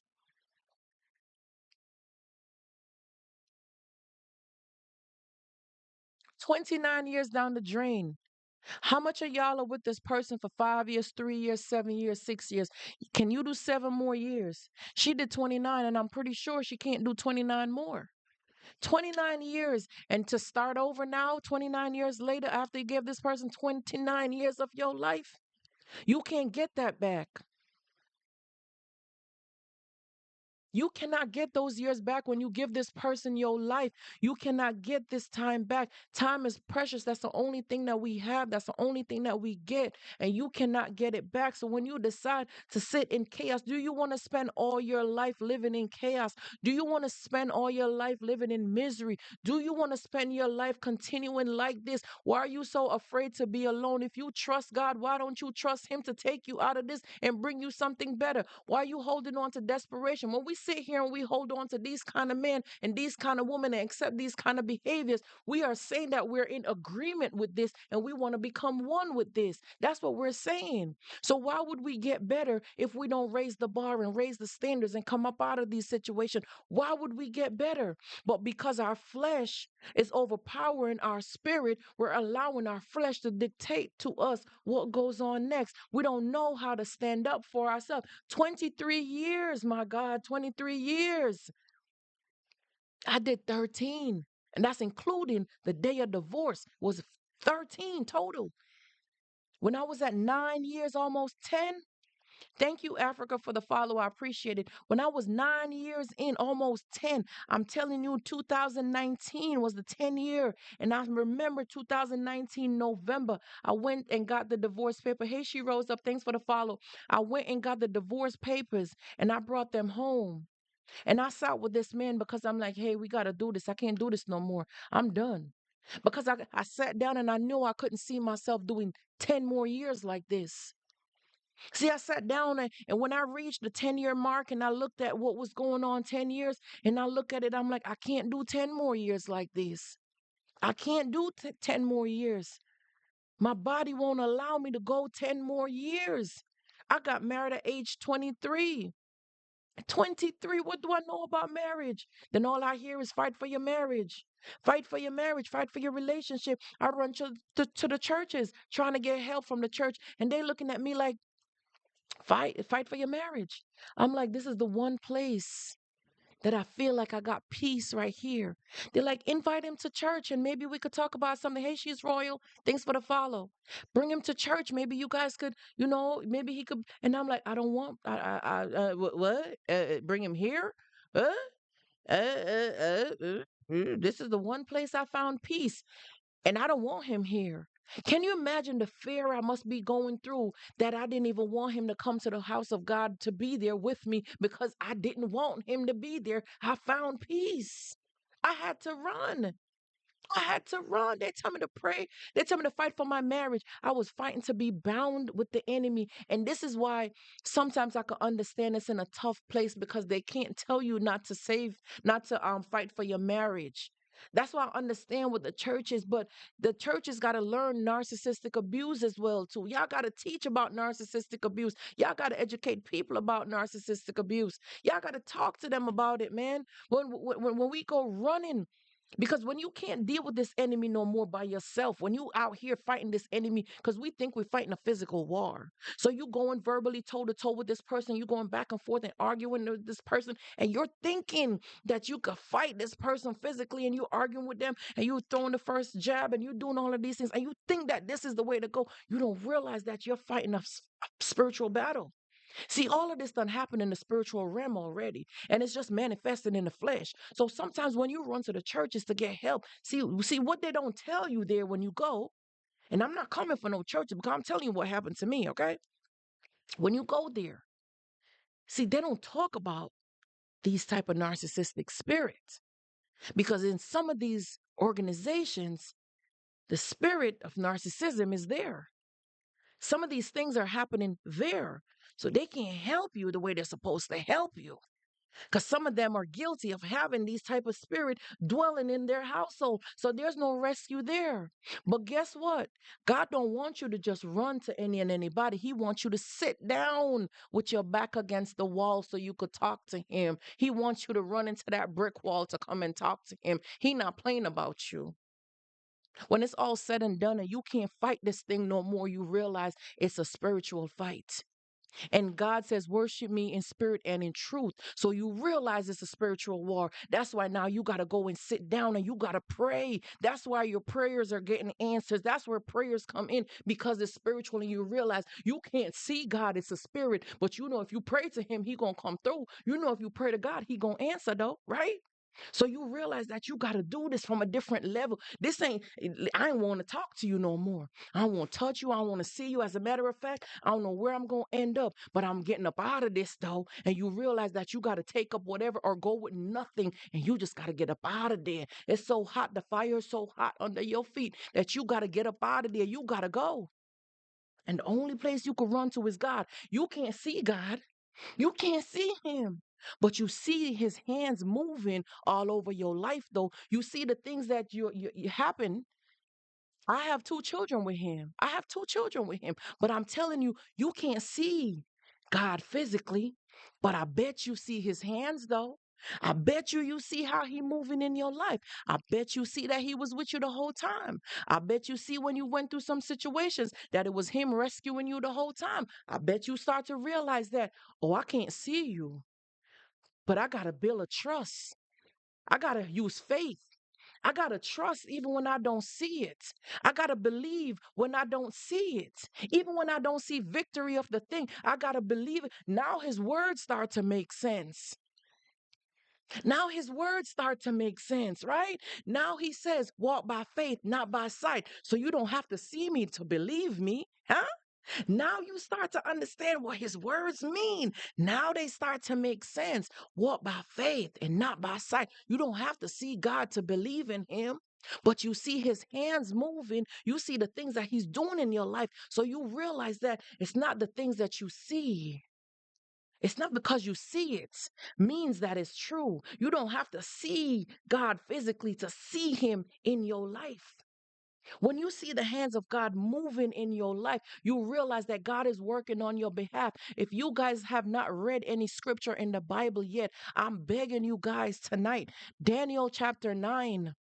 Read Daniel chapter 9. Please, I'm begging you to read Daniel chapter 9. Daniel was praying and praying for his people, for coverage for his people. But there's a fight in the spiritual realm. He was getting a fight.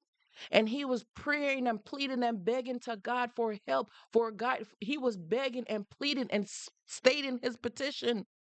And Gabriel, the angel Gabriel, came back to give Daniel word and to tell Daniel, hey, God heard your petition the first time. But there's a battle going on. There's a spiritual war going on. And I'm out here fighting on your behalf. We are fighting on your behalf. There's a battle. We got a battle here and we're fighting on your behalf. So hang tight. Don't give up. Just keep praying, and that's what you do. You pray and you believe the thing even when you don't see it in sight. I'm on it. Daniel chapter 9. Mail things for the follow. Daniel chapter 9. I've been getting dreams of lately. I've been getting dreams because let me tell you, don't play with God. He will come for you. He will come, he will send for you. You hear me? And I've been praying to God. I say, God, I talk about the narcissist on my page a lot. I teach people about the narcissistic spirit and how to recognize the spirit. But God, I don't want to always sit here and talk just about the narcissist. I want to incorporate your word into my teaching. Teach me, God. Teach me how to do it. Teach me how to incorporate your word into my teaching so I could educate your people and lead them back to you. And he's doing just that. Like Jeremiah, he said he go and speak. He'll put the words in my mouth. I didn't come here playing tonight. I just knew somebody needed to hear about their finances being tied up. I just knew that because it's been a week now, it's been heavy on my heart, and God has placed it on my heart to do it. When he places something on your heart, it happens so gently that you don't even realize that it's there. It happens so gently, and he placed it on my heart. Because when that narcissistic spirit came into my life, he was there for 3 months, and this man had a mission. He was watching my finances. The man looked me in my face and told me, he said, "You want to know how I know you got money or I know you sitting on some money?" I said, "Tell me how." He said, "Because of your plates, your dishes, the plates that you eat out of. That's how I know you got money. Because people from the trenches don't eat out of plates like the ones that you got. You tell me that's not the devil? You tell me that's not the enemy coming to size me up, to watch me, to size me up?" I cut him loose and got rid of him immediately because you're not sent from God. He said, "Try the spirit by the spirit and know who you're dealing with." You went from having 40K saved up as emergency fund down to 10. I pray that God would bless that $10,000 and bring it to you tenfolds, 100 folds. I pray that God would touch you and bless you and protect you and let you be able to provide you. God bring you the vision, and he will also give you provision. So don't doubt it. He touched 30. That's because God's going to multiply it back and give it to you tenfold. You didn't lose anything. You gained wisdom and knowledge. Allow God to multiply that. Do not see it as a loss. I pray that you would not see this as a loss and see it as God turning things around for your greater good. Start seeing things in a positive light. Please, I beg you guys, stop seeing things in the negative. Be grateful. Live in gratitude. No money can't take care of your life. No money can't bring back your life. You hear me? No money can't bring back your life. Thanks, her gifted, for following. I appreciate that. No money cannot bring back your life. That could all be replaced, but you're not up for sale. You're not up for sale. You hear me? That could be replaced. That could be replaced. God will do it. He gave it to you to begin with. God gave that to you. He will bless you more. Don't allow these little things. Listen, you see when you give into that feeling, and I know, girl, let me tell you, it was $2,000 this man borrowed from me. I said it out loud. $2,000. Okay. $2,000 he borrowed with the intentions of paying it back. $2,000. And I watched him because he said he was going to pay it back. And I'm watching him. And all I kept saying to myself, God, I know when I loaned this man this money, it was wrong. I knew it was wrong. And I said to myself, God, forgive me. I'm going to try to see if I could claim it on my taxes or something because I already accepted that it was a loss. But I was praying that this man would just prove me wrong. Just prove me wrong and pay it back, please. I just want to be wrong for once, please. But the thing about it is, when you know you went against your better judgment and you did what you're not supposed to do, you pay the consequences for your actions, and you got to take ownership. You got to be grown enough. You got to be responsible enough to take the consequences for your action because you did that. You know you're not supposed to be raising no grown man. You know you're not supposed to let no woman be tricking on you. You know better than that. They didn't show you that they were qualified. They didn't show you that they were approved. They didn't show you nothing that showed that they were qualified to be into your life for you to be doing anything for them. So you have to take the burden. You have to deal with that consequences, and you have to deal with the responsibility of that. Take accountability so that you can do better next time. Your life was spared. Your life was spared. Thank God for that. Because sometimes when you cut off their lines of communication and their resources, they come to take you out. So thank God for sparing your life and giving you grace so you could continue again. You hear me? Thank him for allowing you to continue on. This man borrowed the $2,000 from me, y'all. I'm a single mom with 2 kids. What makes him think that it was okay for him to borrow money from me? But because the enemy sent him to attack my finances, he came in on that mission. So, because I recognized it, what I did, I knew he wasn't going to pay me back. So I watched him spend money on picking up the tabs. I hung out with him for some time. We went places and I allowed him to pick up the tab, pick up the bill, because I knew he was paying back. Thanks, Miss Carol. I knew what I was doing as well too. So he want to act like, oh, I'm a man. You got a man now, so you got to let me be the man. And I'm like, mm-hmm, mm-hmm. I ain't said nothing. Let him pay back. I watched him spend all that money down to zero to the point where he was getting a DoorDash app in order to get money. He went and did construction, got a job off of Craigslist to get a construction job, and they only let him work there for 2 days. The people didn't call him back. So I knew he was down to zero. Then I told him he got to go. I watched him. Let me tell you something. Don't mess with a child of God. You hear me? Do not play with God's children. He will give us the weapon, but he taught me don't go against my better judgment next time. Don't pick up and do things on your own next time. You need to come check with me. You need to come check. You need to seek counsel from me before you go and you do stuff like that. I watched that man spend the money down to zero. Okay? Because I already knew. Oh, yeah, you messed with the wrong one. Oh, you don't even know who you don't even know that I see you. But I know how to disarm you. And that's exactly what I did. I brought him right down back to spending every last dollar. Yeah, you played with the wrong one. Yeah, and I'm not telling you guys to do this. Like I said, I've been coaching for a while. I'm pretty equipped with a lot of these tools. So I'm not going to tell you guys to do this because that's a dangerous thing to do. Okay. But like I said, I ain't the one to play with. He thought he knew me, but he don't. And this is what we got to remember when we entertain these people into our houses and around our children and in our environment, we don't know them. We got to treat these people like they're real strangers. It don't matter how they make you feel good on the phone, they're still a stranger.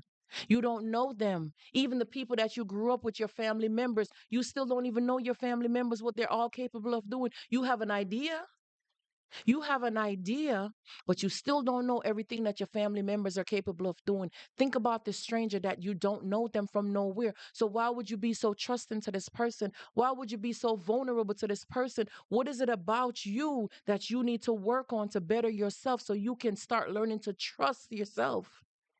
Learn to trust yourself much better to make better decisions going forward because you're going to encounter with another person like this because it's going to be a trauma response and you're going to equate it to helping. Find a different way how you can help somebody. You don't always have to open up your wallet to people to help them. You could point them in the right direction and give them resources.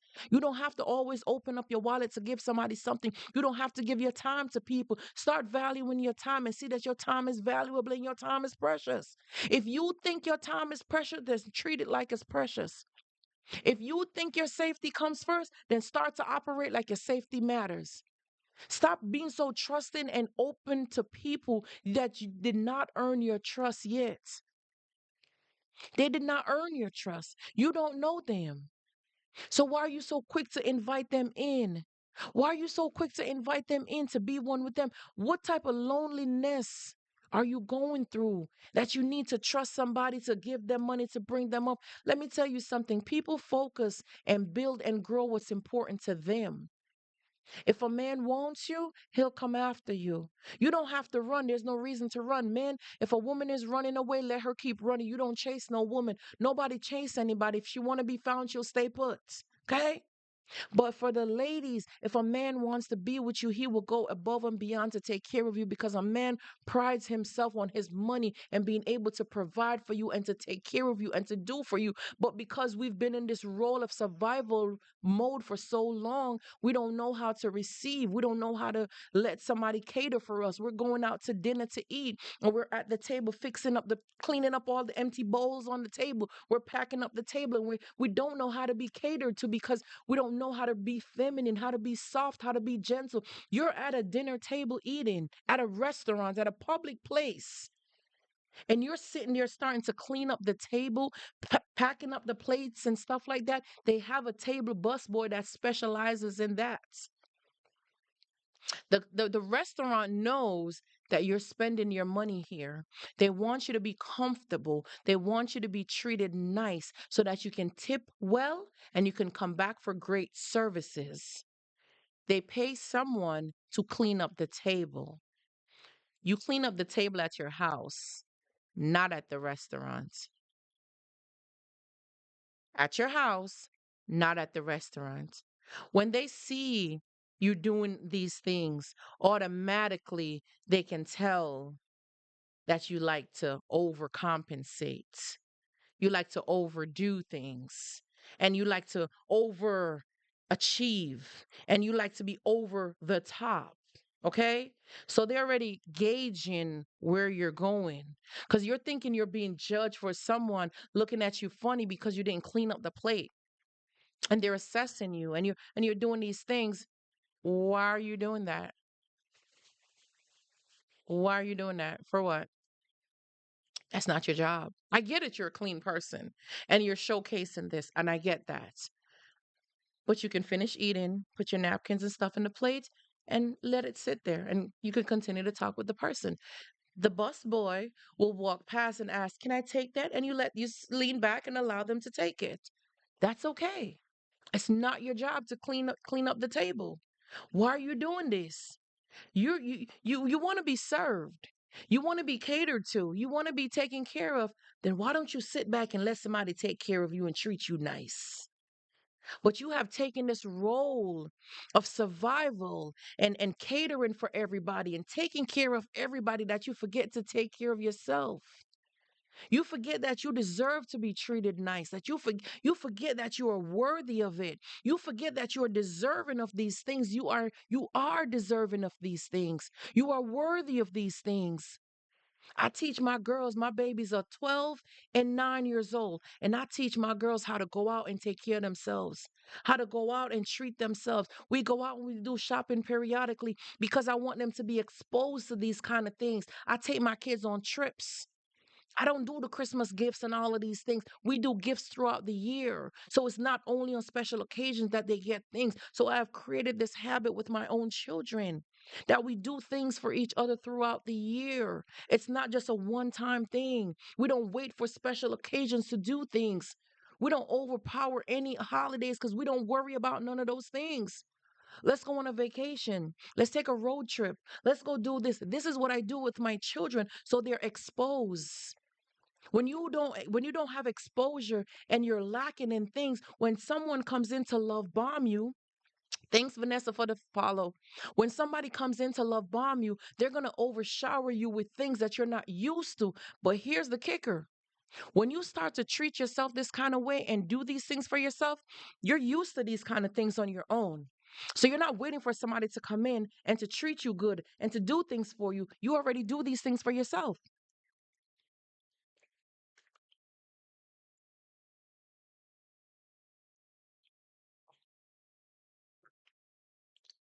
Sorry, y'all. I've been going for a little minute now. It just took me a nice quick water break. Sorry about that, y'all. When you do these things for yourself, exactly. And that's what I'm saying. That's a part of the love bombing phase, Rochelle. They come in and they do these things for you. And they shower you with this affection and this admiration. Yes. They do it because they want you to feel, oh wow, you're so well. They bring you roses and do these little things. Buy yourself roses from time to time. If you like roses, buy yourself roses. The thing about it is, this is how a narcissist gauges you. They gauge it based on your reaction. So when they give you something and you're overly excited about it, okay, they're gauging, okay, so you like this. So whatever they give you stuff, they continue to give it to you. So they know what to rip away from you. So they rip that feeling away from you. But when you do these things for yourself naturally, how are they going to rip something from you that you already do for yourself? How do they do that? When you do, and this is the thing, when somebody starts to, that's when the mask starts to fall, start to drop, and you've seen the mask, you've seen the true person behind it. When someone shows you who they are the first time, believe them. You can sit around and wait. By that time, you'll be deep into the cycle of the gaslighting.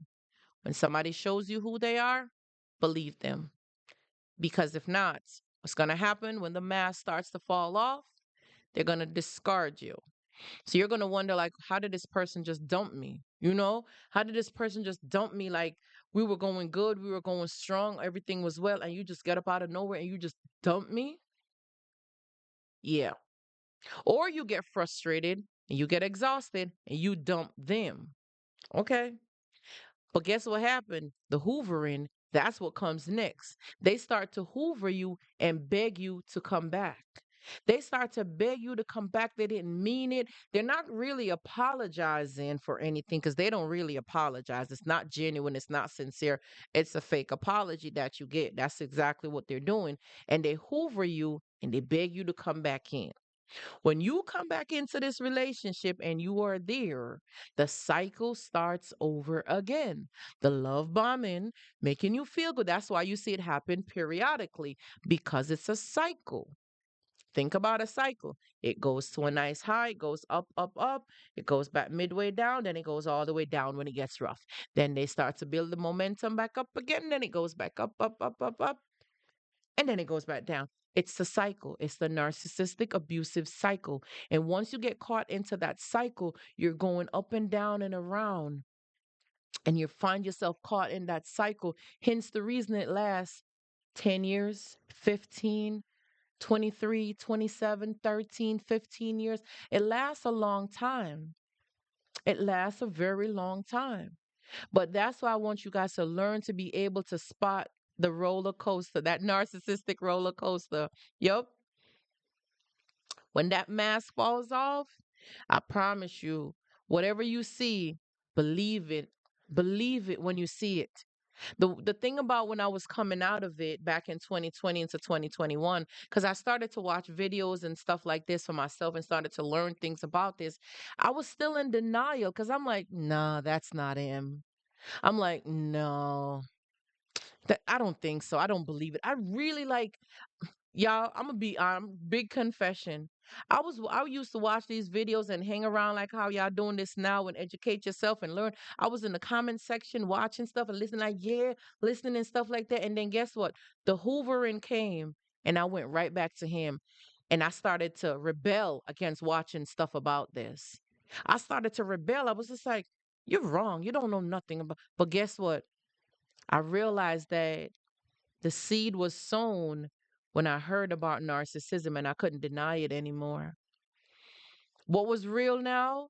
I couldn't deny it anymore. Everything else was up to me at that point because everything that I learned when they would teach, when I would sit down in the audience and I would watch these. Thank you so much. She rose up. Thank you so much, guys. Thanks, Mel. Rochelle, I see you. Cynthia, I see you in here. Thank you guys so much. Van, I see you joining. Thank you guys for the taps, likes, shares. Renee, I see you guys here. I appreciate you guys' support. What I did was when I was sitting in the audience, like how you guys are sitting here right now, I was in denial. I was rebellious against hearing this word. I was very rebellious against hearing this type of teaching. This type of teaching would hurt my spirit. Hearing anything negative about the narcissist would hurt my spirit. It would bother me. I was so upset. I was mad. I didn't want to watch these videos anymore. Like, and I was clinging to that person until everything because I disappeared from watching these videos and stuff that you guys are watching now and stuff. I disappeared from that for a period of time. And everything that they talked about when I used to sit in religiously and listen and learn and educate myself and learn. And when I would sit here and get the information, now I'm with this person and I dismiss all this teaching, right? I rebuked the teaching, I rebelled the teaching, I didn't want to hear nothing more about it. And I started to focus back on this individual to be more in the relationship. I started to realize that step by step by step by step, every single thing that I sat in an audience to listen to about this person is true. I could. It became a point where I was watching him. I would start to watch him now, and I would know what his next move was going to be because of these type of teachings. The same thing that I'm doing here, somebody sat and did this and helped me. So why wouldn't I come back and do something like this for somebody else? And I remember when I was sitting in the audience listening to these kind of things, and I was in denial. I wasn't ready to leave yet. I wanted to leave, but I didn't want to believe that it was true. I didn't want to believe it. Like, I didn't want to. I was in denial. And I remember that everything, because he hoovered me back in.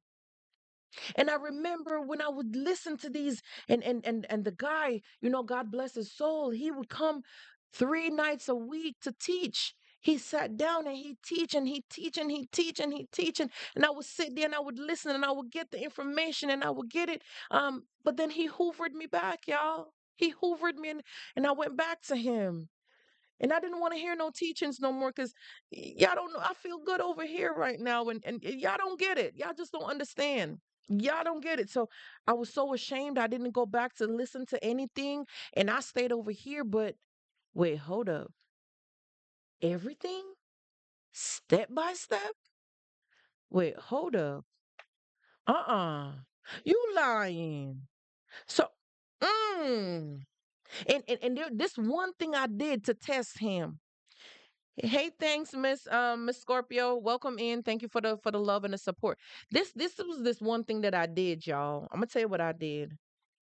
I remember sitting out in the yard on this swing that we had, a two-seater swing, because I would envision, right, us growing old together in the swinging chair outside, and I was so far into the future, regardless of the level of abuse. I was so far into the future. Anyway, this was a test for him. I was sitting inside the swing. Both of us was sitting in there. And I purposely asked him this question because I remember sitting in one of these lives listening. So I asked him this question to gauge him. I said, when there's how they have this thing going on before, who's the first to or wait, how did they do it? Like, who's the first to apologize after an argument? And they were like, him or her, or who's the first to take out the trash, or who spends the most money? Huh? Or huh? Right? So I decided, I was like, I'm gonna test them with this one because I know what's going on, but I wanted to see because you always ask yourself, like, do they know what they're doing? Do they really know that they're narcissists? Like, they couldn't know that they're a narcissist. There's no way this person's there's got to be something wrong with them. Like, it got to be me. And you start to ask yourself, like, wait, nah, they don't. I don't think they know that they're a narcissist. Do they know that they're narcissists? And you're like, nah, they don't know what they're doing. They got to be delusional because there's no way they know what they're doing. Do they know that they're a narc? And I was just like, I'm gonna ask him this one question, and I was like, I'm gonna ask him this one question. I asked him in the swing. I said, when there's an argument, who's the first one to make peace? He was like, oh, you. It sounds simple, but mind you, I had gotten so much teaching and knowledge that that question threw him off. He didn't know what I was doing because I wanted to see, does he really know what he's doing? You see, you ask the question, do they really know? They know what they're doing. I asked it was so simple, right? Who's the first one to apologize after an argument? And he didn't think about it. He immediately said, oh, you. So you see, they know that you always come to apologize first after an argument because you want peace. They don't. You want peace, but they want chaos. So you're going to run in and you're going to apologize first. You're going to apologize because you want peace in the household. But you see, he was very aware that he creates chaos in the house, and I'm the one after an argument to run for peace. They love the drama, they love the chaos. They thrive in chaos and confusion. And the Bible tells you about confusion. He's not the author of confusion. What does that tell you? It tells you who you're with. So I couldn't keep denying it anymore that this man was a narcissist. I couldn't deny it. I started to pray, and the Holy Spirit revealed to me that I needed to break this covenant. because I was fasting and praying, and I surrendered my finances, my children, my marriage, everything. I surrender everything to God. I say, God, I don't want to be in control no more because I can't do this no more. I cannot do this. And I surrender it all. And I prayed. I prayed and I surrendered and I give me directions. Tell me where to go because I don't want to go nowhere by myself no more. When the Holy Spirit revealed to me that I need to sell my house and break the covenant with that man, because that's how we were bound together through that house, I cried. I cried. I cried. But I knew what the Lord said to me, and I did just that. I did just that. And He said He'll restore me tenfolds. Allow God to do what He said only He could do. In His word, He says His promises are true. But do I believe? Do I trust Him enough to believe to walk by faith and not by sight, though? I had to do it because this man would threaten my life every day that he will unalive me if I didn't sell this house and give him the money. So sometimes you don't even know what you're bound to, the type of demonic spirit that you're attached to, and you can't grow because they don't have that growth type of mindset. They have a control, manipulative type of mindset. So their intentions is really just to manipulate you, to control you. Thank you so much for the gift, Melissa. I appreciate you so much. Thank you, Trish. She rose up. Carl, I see you following and support. Thank you so much for the love. I appreciate it. Sometimes I get so deep into talking and I'm not even reading and see what's going on here. Thank you so much for the love and the support. I appreciate you guys, Neighborhood Lock. I see you in here tapping and supporting the live. I appreciate you so much. Thank you. Thank you guys so much. I just want you guys to know that you're not in this type of situation. Sandra, I see you just popped in. Thank you so much. I appreciate you guys so much. I just want you to know that you're not in this alone. Your experience that you went through is not in vain. I'm here sharing my experience with y'all because I know what it feels like when you're hearing stuff about the person that you love. I know how hurtful it is to know that you love this person and you have to look at them different. I know what it feels like. Hey, Trisha, thank you so much, sweetheart. I appreciate you so much. I know what it feels like when you're sitting here looking at this person and you're realizing that this person is not who you believe them to be. Like I understand the thought process that you're going through and how you're thinking at this time that there's no way you don't know him like I know him. Or if it's a woman, you don't know her like I know her. So you can't know my person. They love me. Hey Kate, thanks for the support. Thanks for following. I appreciate. You don't know this person like I know them. So you don't get it. I don't think you really understand that. Like but the thing about it is, what is it that you really love about this person? Esther, thank you for the like, Esther.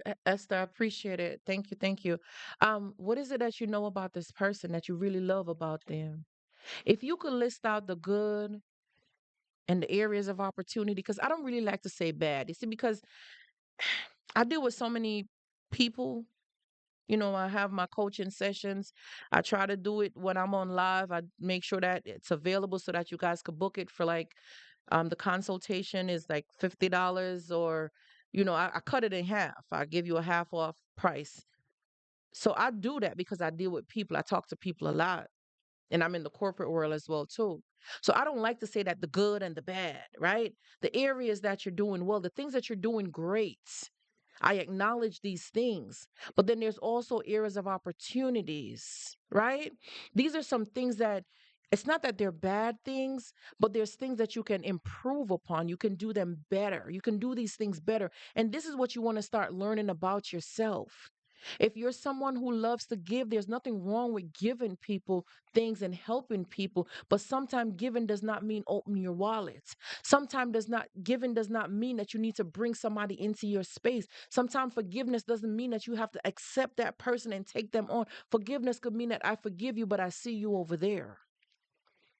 I acknowledge you, but I see you over there. I know you need help and stuff, but I'm going to provide you with this pamphlet. I'm going to provide you with this information. I'm going to provide you with these resources. This is how I'm able to help you. You don't have to always open up your wallet to help a person because sometimes you don't realize that they are keeping your finances down because they keep taking from you.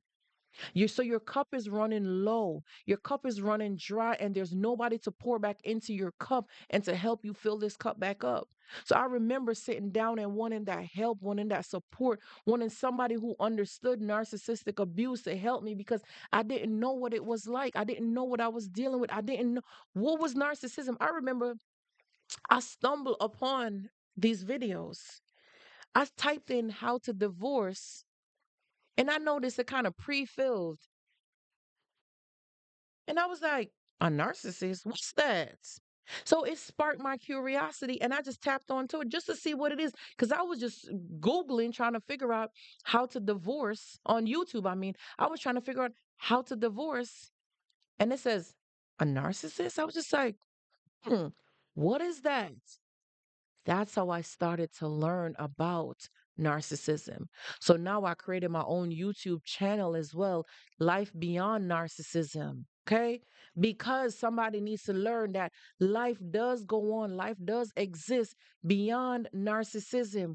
Life exists. Yes, that was God leading me to find out about narcissism because He knew that I had no knowledge about this thing. And I started to sit down and watch these videos.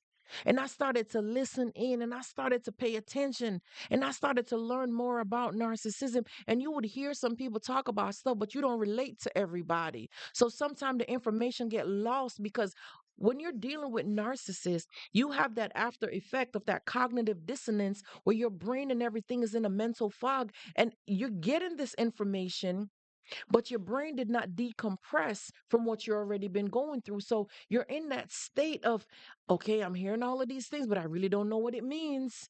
But it sparked my curiosity enough to binge watch it for a little while and to gather some more information and to learn about it. And it took me a few years, and I decided to take some time to heal. The healing is real, y'all. To heal your body. That's why it's good for you to stay away from being sexually intimate with anybody. Take some time for yourself to heal your body, heal your mind, cleanse your spirit, get in tune with yourself, get to know who you are again, build back that relationship with God, get to know Him, build a closer relationship, and let Him guide you, let Him lead you. Because you doing it by yourself out here, you see the results when you do it by yourself. You see what those results look like. You start to see what those results look like when you take it upon yourself to do it yourself. So why don't you trust Him to do it? Why don't you let Him lead you? And you're right, Leah. That's the thing. Like you would always feel, and you know what? When I would feel that something was off, he would always try to convince me that somebody's hating on our marriage. Like they don't want to see us married. They don't want to see us work. People are jealous. Like it would try to convince me that it was somebody jealous, probably doing voodoo or witchcraft or something. But being with a narcissist, you're in a bewitched kind of situation. That is voodoo. That is witchcraft, being with a narcissistic person. That is witchcraft because that's a love spell, that love bombing. That's a part of love spell. That's manipulation. That's a spiritual wickedness. That's a part of the gaslighting. These are all manipulative tactics. That's a spiritual warfare. You're in a warlock with this kind of thing. You don't even understand what you're doing it. You said he was doing what he was saying. Everything exactly. See, that's the thing that we don't understand. That words cast spell. Words are able to go. You see what Isaiah said that his words would not return unto him void. His words were sent out to do what he said he was going to do. So his words would not return unto him void. What you think they're doing when they're casting these spells and they're being manipulative, they're hurting you intentionally. This is wickedness. This is intentional wickedness. Apostolic Healing Hands, God bless you, sis. Thank you so much for the support. I appreciate your ministry. As you can see, we're here doing the same thing as well too. Um, Allow God to work in your life because when they're doing these things, that's an attack on your life and they are in covenants. You hear me? They are in covenants with their demonic spirit and they're dragging you in it as well too. They're keeping you bound and you wonder why you can't break free from narcissism. You wondering why you can't break free from them. But if you really pay attention to what you're in covenant with and what you're bound to, you'll realize that you're on the other side. You went to the dark side being with one of these people. You are on the dark side of things. So you're going to need some prayer, some healing. You're going to need to connect yourself in a community of people that's going to help you to pray you out of this thing, because you don't even understand what you're dealing with. It's going to take you some times. And let me tell y'all something. If you sometimes you think the family don't know what's going on, oh, I don't know who I'm talking to tonight. You think the family don't know what's going on? Oh yeah, the family in on it too. Mm-hmm. Mm-hmm. Mm-hmm. Oh, you think the family don't know what's going on? They've known this person all day life. They know this person ain't up to no good. They looking at you like, oh, this ain't gonna last long. But guess what? You don't know them. You're new. You're the new person on the block. So when you start going to them, talking to them about the fights and stuff, oh, you not the only one, and they're looking at you like it's new for them, but it's news for them. It's not new. It's news. Thanks N100 for the follow. It's news to them. It's the tea. It's the family's cup of tea that everybody's laughing and he behind your back. Hey Beth, thanks for the follow. Everybody is laughing behind your back because the family is in on it as well too. So sometimes when the family welcome you and oh they're so happy to see you and you're so oh my gosh and they're beautiful, they're looking at you like a part of them is hopeful. Okay, a part of the family is hopeful because they think that you're gonna save this person. They think that you're gonna save this douchebag. I said it. That's what they are. The family think that you're gonna be the one to change them. You see how unfair that is? Thanks so much for the support, Trish. Um, the family thinks that you're gonna come in to rescue them, to save them. They know who this person is. When I spoke to this guy for 3 months, yeah, I told you it was just 3 months, and all this happened in three. Not all of this, I know I was married, and then I decided to try to talk to somebody on my own without God's permission. And 3 months, he was like, "Yeah, wrap this thing up really quickly. Yeah, this ain't it." I remember talking to this young man for the 3 months. His mom said to me, it's gonna take a strong woman to be with him. It can't be no weak woman to be with him. Why do I need to be strong for him? Then who gonna be strong for me? So you see that she was subtly telling me, she was gently telling me without telling me that, oh, you gonna need to be strong for this one. And it can't that so when I saw you, and this is what she said. So when I saw you, I knew you were a strong woman like myself. So I knew that he was gonna be with him a strong woman. See, they know they didn't raise them well. They know, they know. If you think the family don't know about this sleaze bag, they do. And they're sitting there on the phone with you, helping you with the confusion. And sometimes you got that one family member that ain't gonna stand for it and ain't gonna talk up. They're gonna be like, "Yeah, you better leave that fool alone. He done did that to everybody." There's that one family member that sometimes will tell you, but guess what you do? Sometimes you run back and you go tell the narc. Oh yeah, you do. So now the narc is beefing, and that family member's like, "Oh, I ain't gonna tell you nothing no more. I ain't gonna tell you nothing no more, cause oh yeah, you just went and told that I said that. Oh, they're not telling you nothing no more. They done write you off because you were supposed to keep that hush. That was inside for you to save yourself, and you went back to your abuser to tell your abuser that somebody told on them. You see the level of abuse? Do you see the level of psychological abuse? How your head is all messed up? You can't even think for yourself. You can't even process your thoughts and your emotions for yourself because of these type of games that they play with your mind. So I commend you for even leaving. I commend you for even stepping out. I commend you for taking the chance, for taking the opportunity. But like I said, build the community. I've been lacking and slacking from coming live like I'm supposed to be coming live. Okay. And I'm getting a beating, a spiritual beating. God's been beating me, okay, to come live and to do this more because we need to create a community where you can know that you're not in this alone. And that's what I've been having a fight with because I need to be more obedient. And it don't do you no good when you're disobedient. It don't do you no good. It really don't. So we have to learn to recognize when we're dealing with this type of spirit. Yes. We are more powerful in numbers, and that's what it's this. We're gonna spread the awareness. We're gonna spread the awareness. We're gonna spread the information. You understand? We're gonna make sure that we bring the wealth of knowledge and bring information and learn how to teach. We learn from each other. We're gonna grow. You understand? He said not to leave his sheep. He'll leave one, the 99 to go find one because we gotta help one. In heaven they rejoice, the angels rejoice when we get one, when you have one person who turn around from this demonic spirit, they're rejoicing in heaven because we are gathered. You hear me?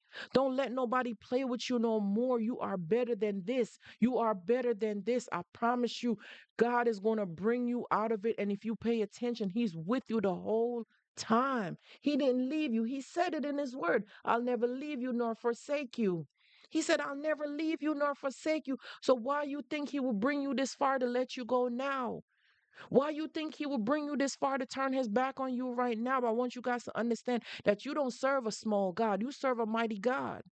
And he's showing up in places because the enemy wants to silence his people, but he not having that. His word will go forth to do what it was said to do. Stop playing with him. You've been in bondage and committing yourself to this narcissist for so long that you don't even know who you are anymore. You have lost your identity. You have lost yourself. You have lost trust. You have lost faith that you don't know who to trust. You walking around looking at everybody like they are narcissists. Everybody is not a narcissist. Those stains, those damaging impact that it had on your mind and your emotions, you got to surrender these things when you go into to prayer. Talk to God and be honest and let him know, Father God, I have sinned. I really have. I stayed way longer than I'm supposed to, and I had turned my back on you because I thought I could do this on my own. I thought that I was capable enough to make my own decisions. I thought that I could handle this on my own. I can't fight this thing no more. I need spiritual fights. I need spiritual angels to encamp around me to allow me to go forward because I can't go no more in this kind of situation. This physical battle that I have to prepare myself for every night I get off of work, every morning, every afternoon. This is what I'm fighting. This is what I'm dealing with. I can't do this with my physical hands no more, God. So you're going to have to take over. You're going to have to step in. You're going to have to give me what I've been missing. You're going to have to give me the tools necessary to function because right now my brain is fried. My brain is fried, but I don't think you guys realize. For those of you who have been in there for 10 years, 15, 12, 7, 23, 29, I'm hearing different numbers tonight. For those of you guys who have been in this for so long, I'm speaking to you. And I'm speaking to you because you have that level of endurance. You have a gift inside of you. That narcissist came in to whip you into shape. You weren't supposed to be with them for so long, but you learned something so valuable that you can't deny what you learned from that experience. You learned how to be a warrior. So you know how to pray. But because your spirit was troubled, because you were pushed to deny God and to go in a different direction, you make excuses on why you can't pray. You make excuses on why you can't stand the course of things. You make excuses on why you can't give God the glory and put him first and trust him to do what he said he was going to do. You can't do that because the devil has been lying to you for so long. The devil had your mind in mental slavery. It's been mental slavery. The devil had captivated your mind for so long. So, hey, Boston, so you don't even realize that you are capable. You got endurance. You hear what the fruits of the spirits are? Long suffering. Weren't you suffering there for so long? That means you're operating in the fruits of the spirit. So allow God to use you. Get up out of there. He said faith without works is dead. So if you are sitting there and you're not working and you're not moving, that means you ain't trying to work in his anointing. He said, go and I'll be with you. He put a light under your footsteps so you can go and know that he is with you. Stop playing with God. He is with you. Don't let nobody else come in and tell you nothing otherwise. You know what you went through. You know what you experienced. You know what you experienced. Do not let nobody discredit your experience. Don't let nobody discredit what you have been through. I pray that God will continue to grant you favor and bless your heart. That narcissist have you in captivity for so long. That's mental slavery. That's mental slavery. They captivated your mind because in order to get you hooked, that love bombing time in that early stage, what you think the love bombing is? They got to play with your mind, manipulate your mind, tell you things, promise you things, future fake, and bring you on a direction so that you can go down this path to believe the lies and believe the manipulation because that's how they play with your head. That's how they get into your mind. That's how they get into your soul. That's how you invite them in. That's the portal that you invite them in through your mind, through your mind. So he tells you, Romans, he tells you in the Bible, renew your mind. The renewing of your mind, you shall renew your strength. So because they came in and they damage your mind and mess up your mind and your thoughts, you can't think straight. But he said, renew your mind. When I was stuck in this and I was sick and tired of being sick and tired, that's the definition of as insanity. I was sick and tired of doing the same thing over and over, repetition. That's how we learn things, through repetition. So you wonder why you were addicted to this thing, because the hoover in the cycle is repetition. I was so sick and tired. Then I read the book of Job to realize that I came into this world by myself. So I'll be leaving by myself. And whatever God gives me, he could take it back. I came in there with my beer behind, and that's how I'm going back out, with my beer behind. I had to learn these things in the book of Job. How could I curse God when he grant me and gave me everything? Why would I do that? So let me tell y'all something. Read the book of Job if you want to understand and know your position. Know your position. Then go over to Romans.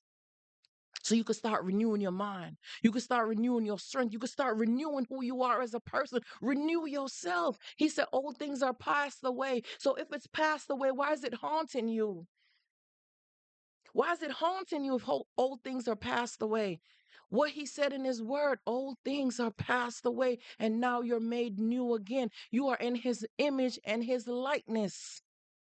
And if you need faith, to know that God is working on your behalf. I told y'all earlier, if you was here earlier, Daniel chapter 9 will let you know that sometimes when you are praying, the enemy is fighting and preventing and blocking your blessings. You hear me? And Gabriel came in Daniel chapter 9 to tell Daniel that God heard your petition, that you have been pleading your petition, but we're having a spiritual fight and a battle here is going on. But don't worry, hold on, hold faith. I just came to give you word to let you know that he's working on your behalf. He's doing things for you. So don't allow anybody to come in and play with you like you don't know God. Okay? Don't allow it. I had to make sure I was obedient enough. He told me that y'all finances, I don't know who it is, because it happened to me. And he told me that I showed you. So you were able to recognize that your finances were under spiritual attack. So why wouldn't you go and share it to somebody else to let them know so they could recognize and know how their finances are being attacked, what it looks like when your finances are under attack. When your finances are under attack, they keep taking money from you. Hey, Cherry, thank you so much for the follow. They keep taking money from you. People keep borrowing money from you, and you're barely staying afloat. But the thing about you, what separates you from them, is that you're not asking anybody for anything. You're able to do it on your own. You know when to sit back. You know when to pray. You know how to do without. You know how to drink water and go to bed. If you don't have it, you do without. But they don't have that type of strong mentality. They don't have that type of mindset. They have to beg their way out, and they want to take from you what you got going on. They want to take from you. Why is it that they want to take what you got? Why they want to take what you got? Why can't they go get it themselves? So when that man came in and took money from me, God had to remind me. He reminded me and he gave me the word today about listen, I was in the shower today and God revealed to me, he said, you're a single mom of two. You provide for your kids and you take care of your kids and you don't ask nobody for nothing. What makes it okay for somebody else to come and ask you for something? Huh? You don't realize that your finances were under attack? You don't realize that's how they're coming in? They're attacking your finances. They're attacking your finances by taking from you. That's a level of jealousy and envy. That man told me that he knew I had money. Excuse me. He knew I had money. or I was sitting on some money because of the type of plates that I eat out of. He said, my plates let him know that I have money because people from the trenches don't have plates like mine. You tell me that's not a jealous spirit. I cut him off. I cut my losses with the money and I said, let it go. But you got to go. I see you. That's why God would tell us, try the spirit by the spirit and know who you are dealing with. Y'all try the spirit by the spirit. You gonna know who you're dealing with. So he had to tell me and show me. The man had to confess from his mouth. You hear me?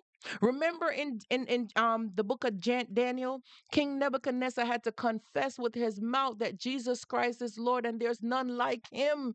This man had to confess to me what his intentions were.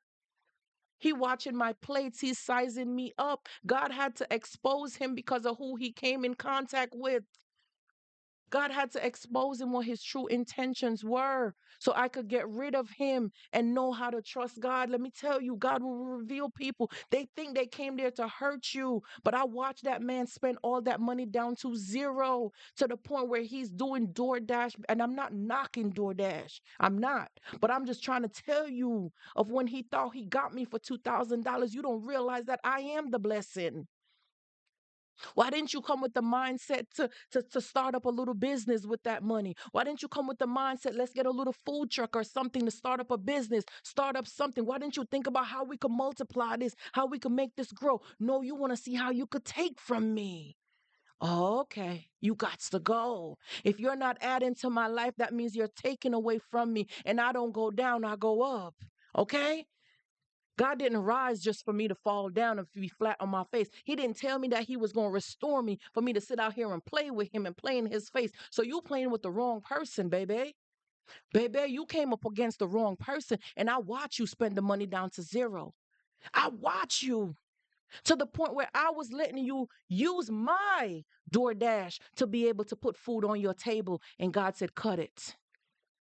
God said, cut it. And I did.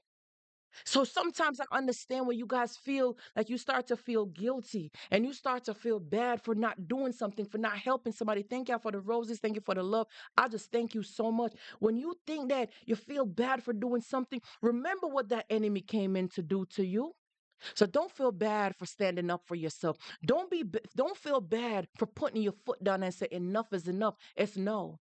Don't you ever feel bad. Oh my God, thank you so much.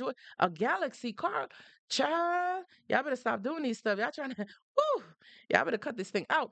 But don't feel, thank you so, so much. You better stop letting people feel like they could play with you. Stop letting people feel like they got something over you because they don't have nothing over you. He thought he got that money he thought he took something from me. You don't realize what God showed me that if you don't let this thing go, you see what's going to happen to you. Okay? You see what's going to happen. So you see what this man's mission is. He fixed his mouth to tell me that my plates. So sometimes you see you guys out here. Let me tell you something. You don't have to dress extra. You don't have to do nothing extra. The enemy can see you a mile away. You don't have to do nothing extra. They're watching you. They can see you. You don't have to impress nobody. Stop dumbing down yourself to meet people at where they are. Stop dumbing down yourself to meet people on their level because you think that you can help somebody, you could fix somebody. You a build-a-bear? Cut it out. Hmm. Cut it out. Thank you for the follow. I was just busy talking. Miss Waiters, thank you. Majestic, thank you. I appreciate you for the support. I I went off on a tantrum, y'all. I went off on a tantrum. My apologies, but stop letting people play with you. Stop letting people play with you. Stop. Hey, Jason. Thanks for the Jasonia. Sorry, I said that wrong, but I caught myself. My apologies. Listen, stop letting people play with you. That man thought he got me for $2,000. He didn't realize I was the blessing. So sometimes let them go. God is protecting you from what's about to happen. And you got to see the blessings.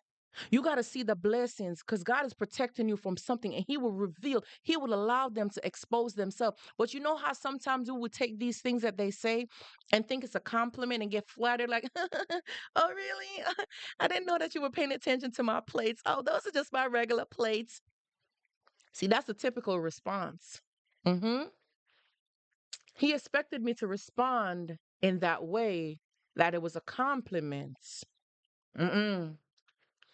No, baby. That wasn't a compliment. Oh, I lost $150,000 already, okay? Oh yeah. Baby, I lost $150,000 already. Now you got 2,000? Oh yeah, going about your business. Oh, you didn't come for nothing good, baby. Oh, you didn't come for nothing. I was married for 13 years and it cost me $150,000 to get my freedom. Oh, baby, you came for 2,000? Oh, you a petty thief. Mm-mm. You don't want nothing out of life. That's what you came for? Oh, baby. You don't know the God that I serve. He's going to restore that, baby. You didn't do anything. You didn't do anything. You thought you did damage, but guess what? God had to show me who you are to make sure that I see you for who you are. You tried it, but I had to take responsibility for that. I know y'all lost a lot because that's why he told me to talk about the finances today. Listen, if y'all was here from early, you would know. Look at my notes right here. Look at my notes. Says it right here. I don't know if y'all can see it. The enemy comes to rob, steal, kill, and destroy, right? The trauma, financial attack. You see, I put it right here because these were the things that he was saying to me. The financial attack. They use money to control you. They abuse you financially. And y'all know I didn't even look up. Y'all see, I did not look at my notes one bit because, like I said, he already told me these things that this is what I needed to be talking about, and I already know. Listen, when everyone else says no, God says yes. All your rejection is for God's blessings. I wrote it right here, y'all. Right here, because I already knew what he's been placing on my heart for a week now. And I have been somewhat disobedient because I'm like, for those of you who didn't know, I had created a series of about 17 videos sharing about how I met this person and the experience and stuff like that. And I took it down. I took the videos down. I put them on private. Maybe I should just do it and share it with just my friends. So maybe just my friends would see it. But what I did when I made those videos was that I wanted to teach somebody so they can see the step by step process of what a narcissist is doing and how they operate.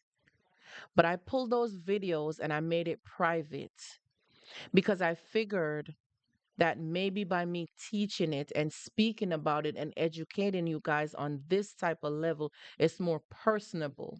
You understand? You can get to ask me questions during this time. I could be able to point you in the right direction. If you need to have a coaching session with me, I can lead you to my page, the link in my bio, so you could book a coaching session if you want. Whatever it is, I felt like this would be more personable and it won't be just a video I put up there for people to judge me and to be critical about things, not understanding where it came from and what's the experience and what the lesson behind it. So God had to use it to teach me, to tell me that don't be ashamed of that $2,000 that you went through with that experience. I want you to do better things. I want you to come out here and teach people how to not let other people come and play with their finances.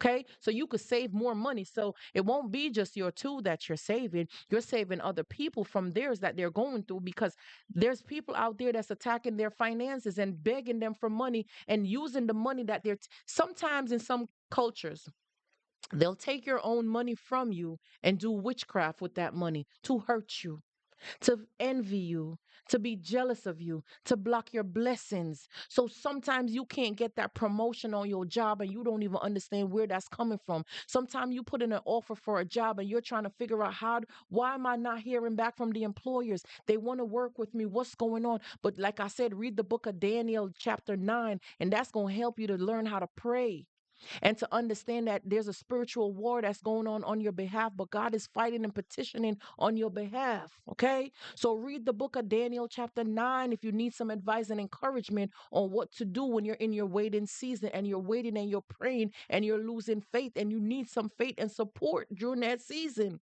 You're trying to get a promotion on your job. And you can't understand why nothing is happening, what's going on, and you need a breakthrough. I beg, I pray that God will give you some guidance and give you some counseling and bless your heart and protect your heart and allow you to feel free and to feel secure in his arms, to feel that he's with you, he's comforting you. So I pray that you will see that he's the God yesterday, today, and forever. He's that one that's going to do it for you. Don't doubt him. Don't doubt his greatness. And the things that are not for you, God will remove them. If the things are not for you, he will remove them from your life because it ain't yours.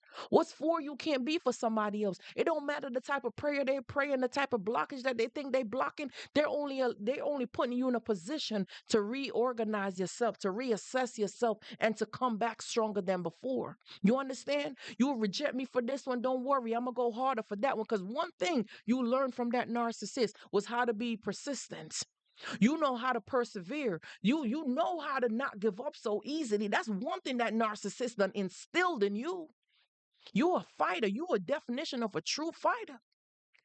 Oh, they taught you how to fight. They taught you how to stand up and not back down and not give up so easily. But sometimes you get weary.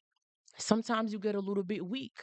And sometimes you're rocking and you're drifting and you're uncertain because they have fogged up your brain for so long and caused you to doubt yourself and to second guess yourself and to question yourself for so long that you're wavering and you're shaking and you're uncertain and you're not sure and you're doubting your own a better judgment. But you got to remember that soft, still voice that speaks to you.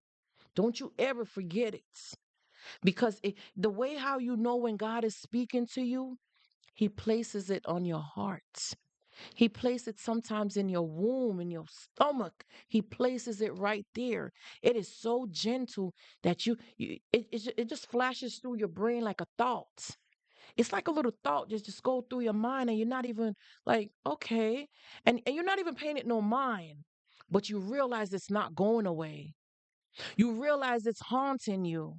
You realize that the thought won't leave you.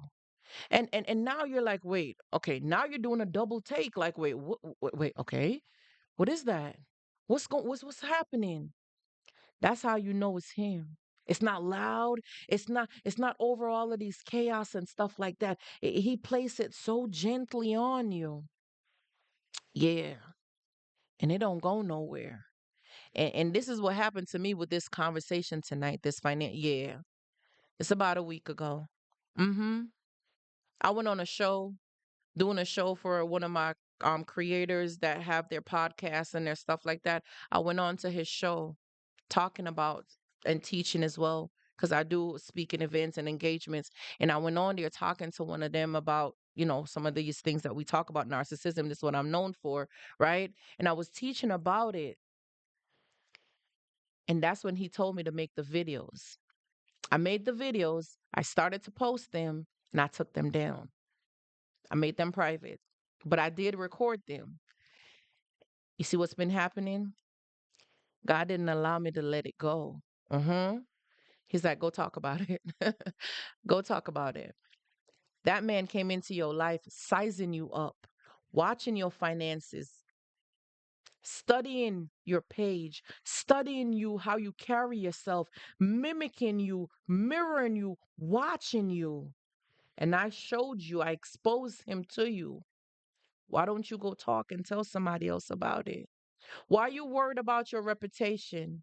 Why are you so worried about your reputation?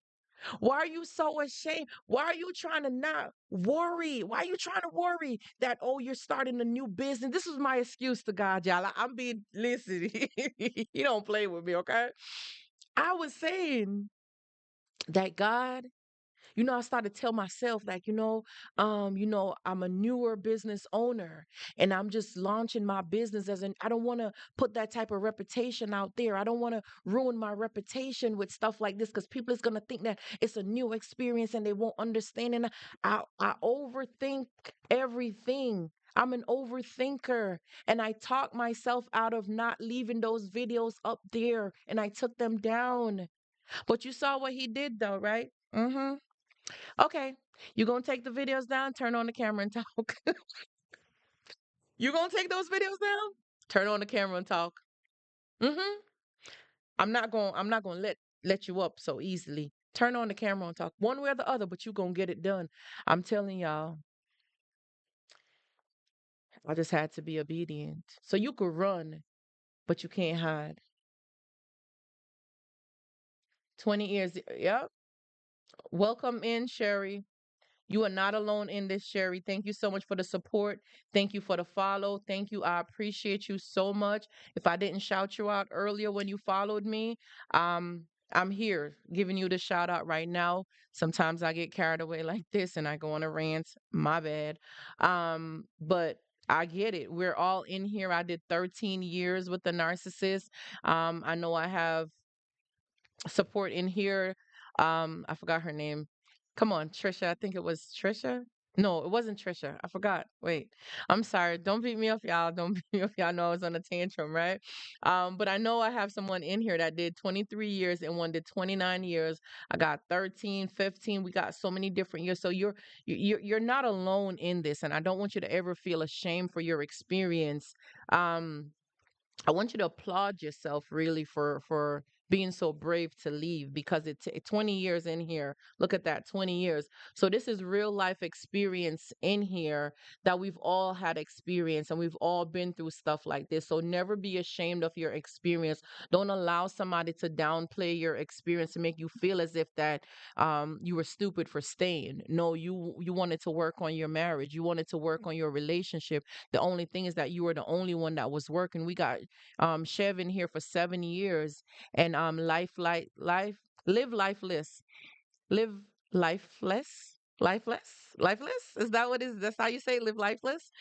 She did 20 years. Leah did 23. May God bless you guys. You know you can't get those years back, but I would love for you guys to take the opportunity to see what did you learn from that, because sometimes when you get these experiences it birth your purpose. You're birthing your purpose. You know, there's something there that you have the testimony, you have the experience, you have the knowledge that you can use this to help somebody else. So don't let it be something that you're ashamed of, because God rescued you from that. What better glory than that you could have than knowing that He saved you?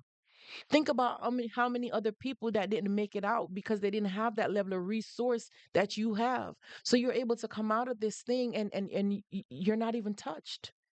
Sometimes it feels as if nothing, like it didn't even feel like nothing. Yes, it was hard when you were in it, but being on the other side of it, sometimes it's like, oh, you really tried it. Oh, you look at the devil and you be like, no wonder I see why you were kicked out of heaven. No wonder I see, because you really tried it. You really tried it and you had me fooled for a minute. But the moment I really see who you are and I decided that, yeah, your time is up, yeah, you gotta go. Oh, yeah, you gotta go. I see 13. Here's Vanessa, and that's my name too, Coach Nessa. But my right name is Vanessa, but I go by Coach Nessa. So I know my page says Life Beyond Narcissism because I want you to know that you're in a space where this is what I teach about life beyond narcissism, what it looks like, so you can be hopeful. Because I know sometimes when you're in it, they try to tell you and convince you that you will never find nobody else like them. And they're right, because you don't want nobody else like them. But the only thing is a trick to your mind because you're thinking about the good smecks. That's all you're thinking about. That's all you're thinking about. You're not thinking about life itself. So I want you to understand that life does exist outside of the narcissist. There's so much things to look forward to outside of the narcissist. Take yourself out on dates. Take yourself out. Start to rebuild your community. Start to rebuild yourself. Listen, we're here now, but there's so many things that we can do further. There's so many things that God has in store for you. There's so many places that you guys are going to be going, how many lives you're going to be touching, how many people you're going to be helping, how many people you're going to be donating your time and supporting and giving back to your community. You are already wired like that. You are already wired that way to have that type of loving heart, that type of spirit to help people. So you are already like that already. It's not going to be hard for you at all. It's not going to be hard because you already know who you are. But the thing about it is that they have instilled fear in you for so long that now you question your reality and you're having trouble with that imposter syndrome. You're having trouble dealing with the imposter syndrome because you feel like you're not good enough. Because they said these words to you for so long that you feel like you're not good enough. You feel like you're not worthy. Like, me? Why me? Like, like you feel like you're not even capable of doing, like, and then you start to question yourself, like, am I really all that I claim to be? Yeah, no, maybe not. Maybe they're right. And you start to second guess yourself and you start to doubt yourself because they have sown that seed of doubt in you and you believe it to be true. But remember that you can renew your mind.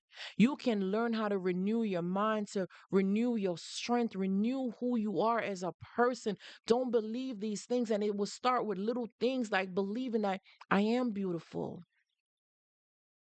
I love every part of me. And even if you don't believe it the first time, because people tell you to say these affirmations and they don't understand the struggle that you struggle with, even believing it to be true to begin with. They don't understand this type of struggle. But guess what? They do. They do understand the struggle. And through repetition, that's how you're going to learn. Hey, Tiff, through repetition, that's how you're going to learn. So start saying these little things and believe, start saying them. If you do it like your daily mantra and you start to repeat yourself and you start to keep going, you're going to realize that through repetition, that's how you're going to learn behaviors. You're going to learn patterns. You're going to start learning. It's like a bicycle, right? You did believe you were beautiful at one point. You did believe you were intelligent at one point. You did believe that you were capable of doing these things at one point. Now, yes, you might have fell off the bicycle or stopped riding bicycle for a while. But just like getting back on the bicycle, it's going to start coming back to you again. And you're doing it one step at a time. And the thing that I would love for you guys to not do, please do not do this. Do not speak negative about yourself. Okay? I'm gonna show you something. See these floppy arms? Yeah, all of it is mine. Mm-hmm. All of it. And look, they come with stretch marks too. You see them? They're all white. So you know they're bright. They're just bright hanging out here, okay? Love every part of you currently. Okay? Be present. See, that's mindfulness. This is something that we got to practice, okay?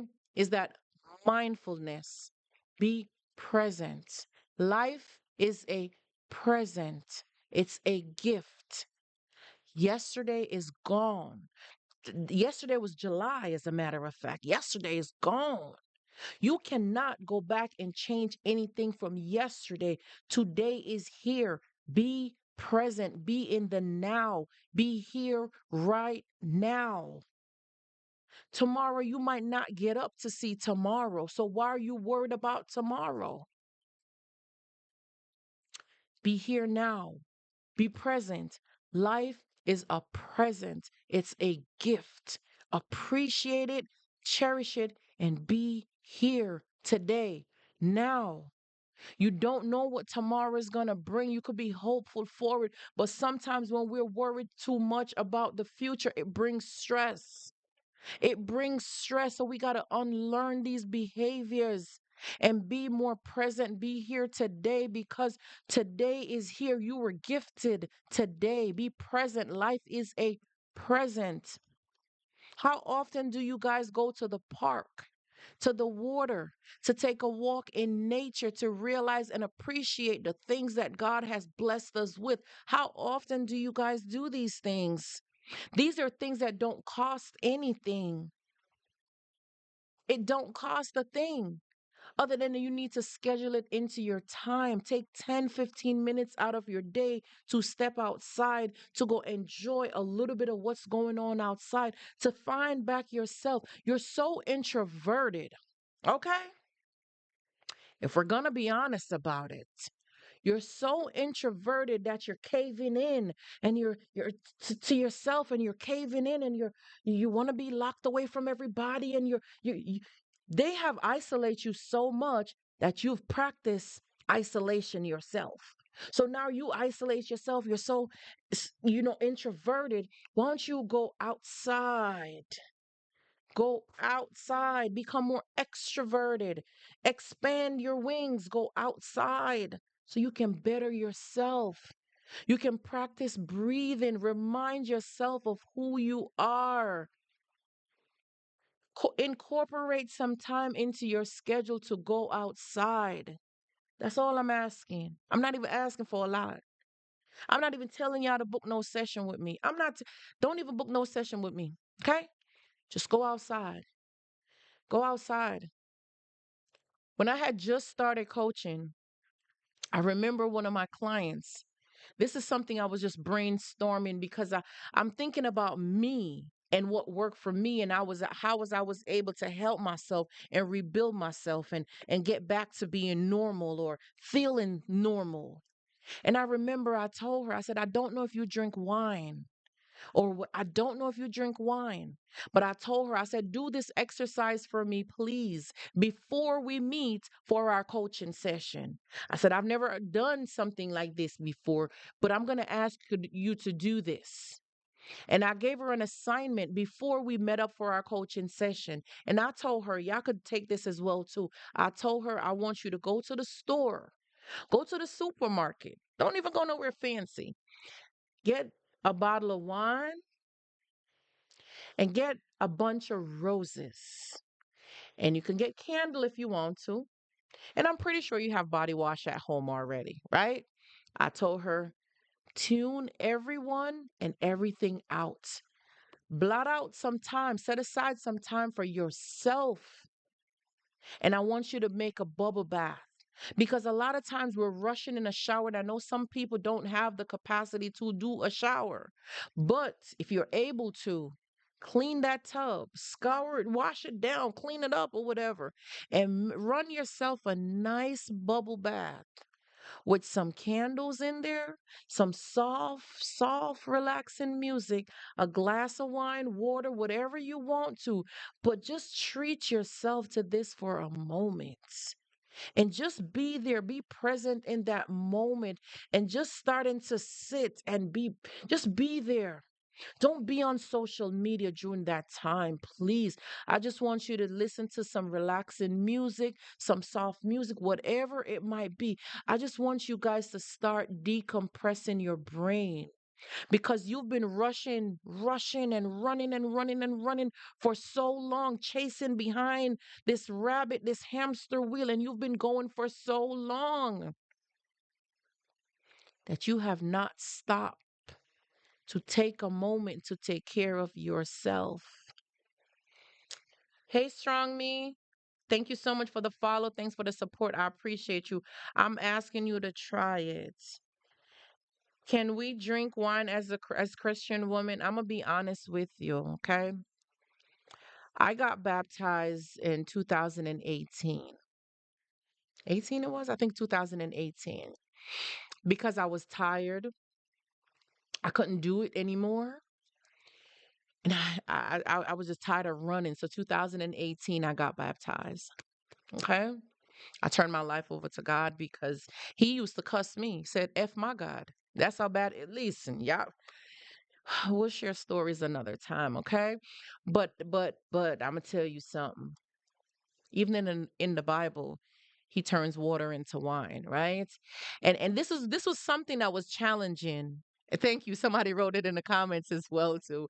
Um, this was something that was challenging because the young lady as well asked me about that same question that you're asking. So I'm gonna tell you what I told her. It's not what goes into somebody's mouth that defiles them. And the Bible tells you that. So God does not judge us about what we put in our mouth, what goes in. It's what comes out of a person that defiles them. And it tells you out of the abundance of the heart, the mouth speaks. So that's the best answer that I could give to you when it comes to something like that. Being because the churches condemn us. People condemn you for doing certain things. But think about it. He says if you lust with your eyes, you've already sinned. So think about the amount of sin that has been committed. in moderation. There you go. You should not drink to be drunk. See, that's the issue.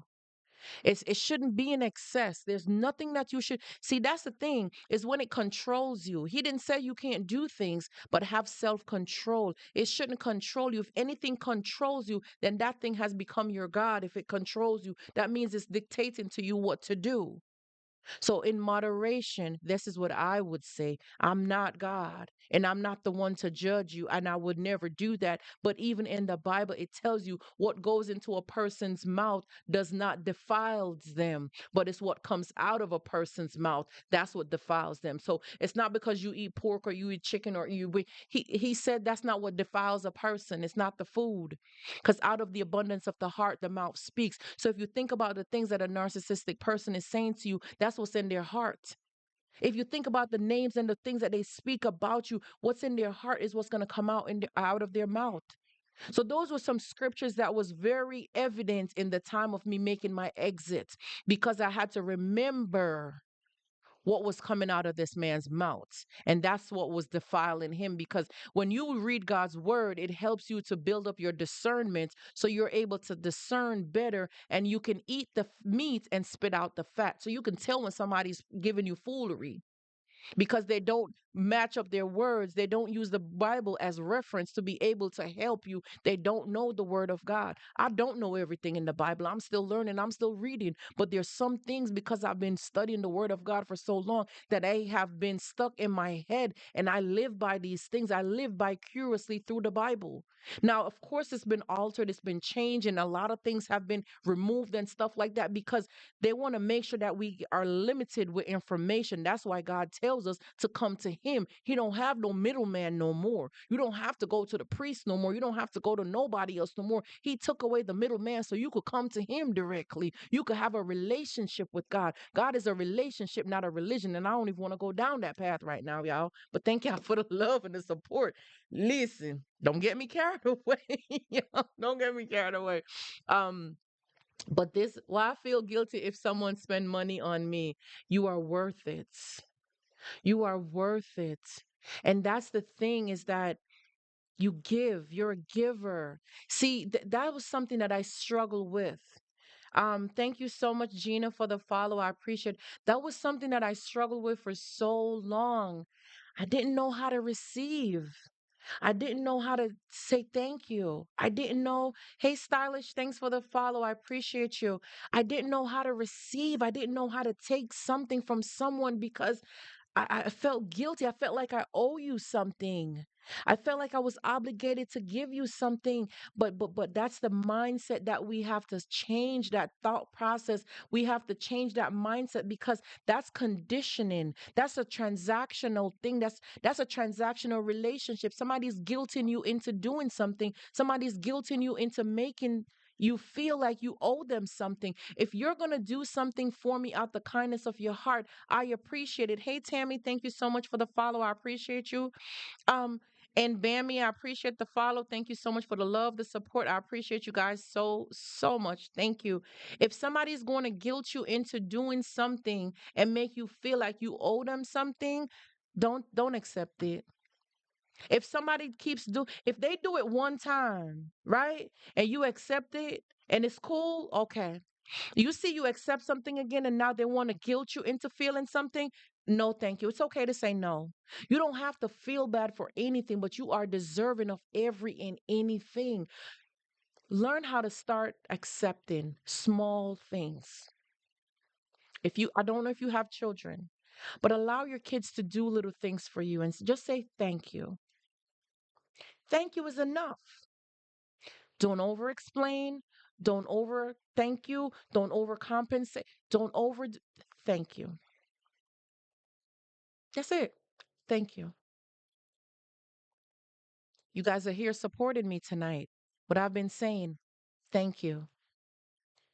Mika followed me. I said, thank you. I didn't repeatedly say, well, thank you, Mika. Thank you, Mika. Because yeah, she did it from her free will. And I'm saying thank you for my appreciation. See that? Free will, appreciation. There's a difference. I didn't coerce. I'm not begging. I'm not dry begging. I'm not doing nothing like this. You are so welcome. I needed to come to talk about finances, y'all. Listen, I was being disobedient, but I went down to the water because this is, like I said, I'm not telling you guys nothing to do that I don't do for myself, okay? I go to the lake, I sit by the water, and that's how I free my spirit. Because as a coach and being able to sit with people that are going to come to me and talk to me about their experience, I have to be prepared myself to be able to interact. I have to be able to be available to give you what you came to me for. I have to be ready to be able to interact you with clear mind and not be judgmental and be neutral. And I'm going to check you. I'm going to let you know that, hey, yes, I understand this person did this to you and this happened, but let me understand, what about you? I want to hear about you. Let's talk about you. What is it that you want to get out of this situation? What is it that you're looking to accomplish? How can I help you? Because you're the one that wants the change. That person don't want no change. You're reaching out because you want to change. They don't want their change. The only thing that they change is a supply. The only thing a narcissist change is the supply. Most of them don't even change their underwear. They change supply before they change their underwear. And y'all know this too. Y'all know that these nasty jokers, and they want to tell you that you're the nasty one. They flip the script on you. So I go to the water and I sit by the lake and I watch the water and I allow myself to be present, to listen to the birds chirping. These are some things that brings me so much peace. And this is something that a narcissist hates. They do not like peace. So they don't thrive in peaceful situations. And you'll start to realize that the peace in you irritates the demon inside of them. The peace that you carry inside of you works on their nerves. It gets them upset. It gets them irritated. Yeah, they don't like it. So find your peace, find your center. And this was an activity that I gave her. I told her, go ahead. And when I was down by the lake today, yeah, God convicted me. He said, yeah. I recorded a video on my camera. Actually, I'm using my camera right now. I recorded the video and I used my DJI mic and connected to the camera to record it to share it with y'all. Y'all, when I went to the camera to upload it to my phone so I could put it on my page so y'all could go back and watch it about this same thing with the financial attack and your finances are being attacked, the video had no audio. The video had no audio. And then I went as far as to take out my phone and record it on my phone, then to upload it on CapCut so I could edit it. It only did 6%. It was dragging the entire time. I said, "You are something else." I said, "God, you are something else." I said, "Okay, I'm gonna go live." I said, I'm heading back to the house. I'm gonna just go live." I was like, "I see you. I see you." I said, "I hear you too. I hear you. I'm gonna go live. I'm gonna go live. I'm gonna go be obedient and I'm gonna go live." So I left the lake. I came home, y'all, and here I am at my desk going live talking to you guys because he wouldn't allow me to upload the video. It came with no audio. How? But I didn't take it as a negative. I saw the assignment. Just go live. Just go live. That's it. Don't upload no video. It's not going to reach the people that I want it to reach. It's not going to reach everybody. They're not going to be able to relate to it because you're too professional sometimes when you do these videos. And I don't want all of that professionalism and all those sweet talking and stuff like that. I don't really want that in this. I want you to turn on the microphone so you could connect with the people. Okay, make a connection with the people and stop with this cute microphone and all this fancy stuff. He was like, "Stop with all these prompts and stuff like that. I need you to just turn the camera on and have the conversation." And y'all, I just did that. Y'all see, I didn't even have no agenda. I wrote a few things down, and I didn't even look over there to really talk to you guys about what I wrote down and stuff like that. You said, "Why a fear? why I fear to attach to people. You are afraid to attach to them, or do you get attached to them? I want to be very clear on what. Yes, God is good. Won't he do it though? Won't he do it? He's been, yeah, a week now I've been hiding from this and stuff like that. I've been avoiding it. And yeah, he said go live. So I was just like, okay, God, I'm here. I'm here. Use me. And I prayed about this too. I, there's a video on my page. I think I posted a video on Monday or Wednesday. I had on my glasses just a couple of days ago. I had on my glasses and I was saying that sometimes you're heading in a direction and it's just right there, like you're almost at the finish line to your blessings, and because of your impatientness and your disobedience or whatever, you turn around. But for me, that's what was happening to me, and I almost turned around, and the place where I was trying to find was just a minute more up the road, and he placed that on my heart to do a video about that. And that was the day when I knew I was supposed to be going live and teaching, and he wouldn't let me let it go. See, he brought it back again today. Go live. Go have this discussion.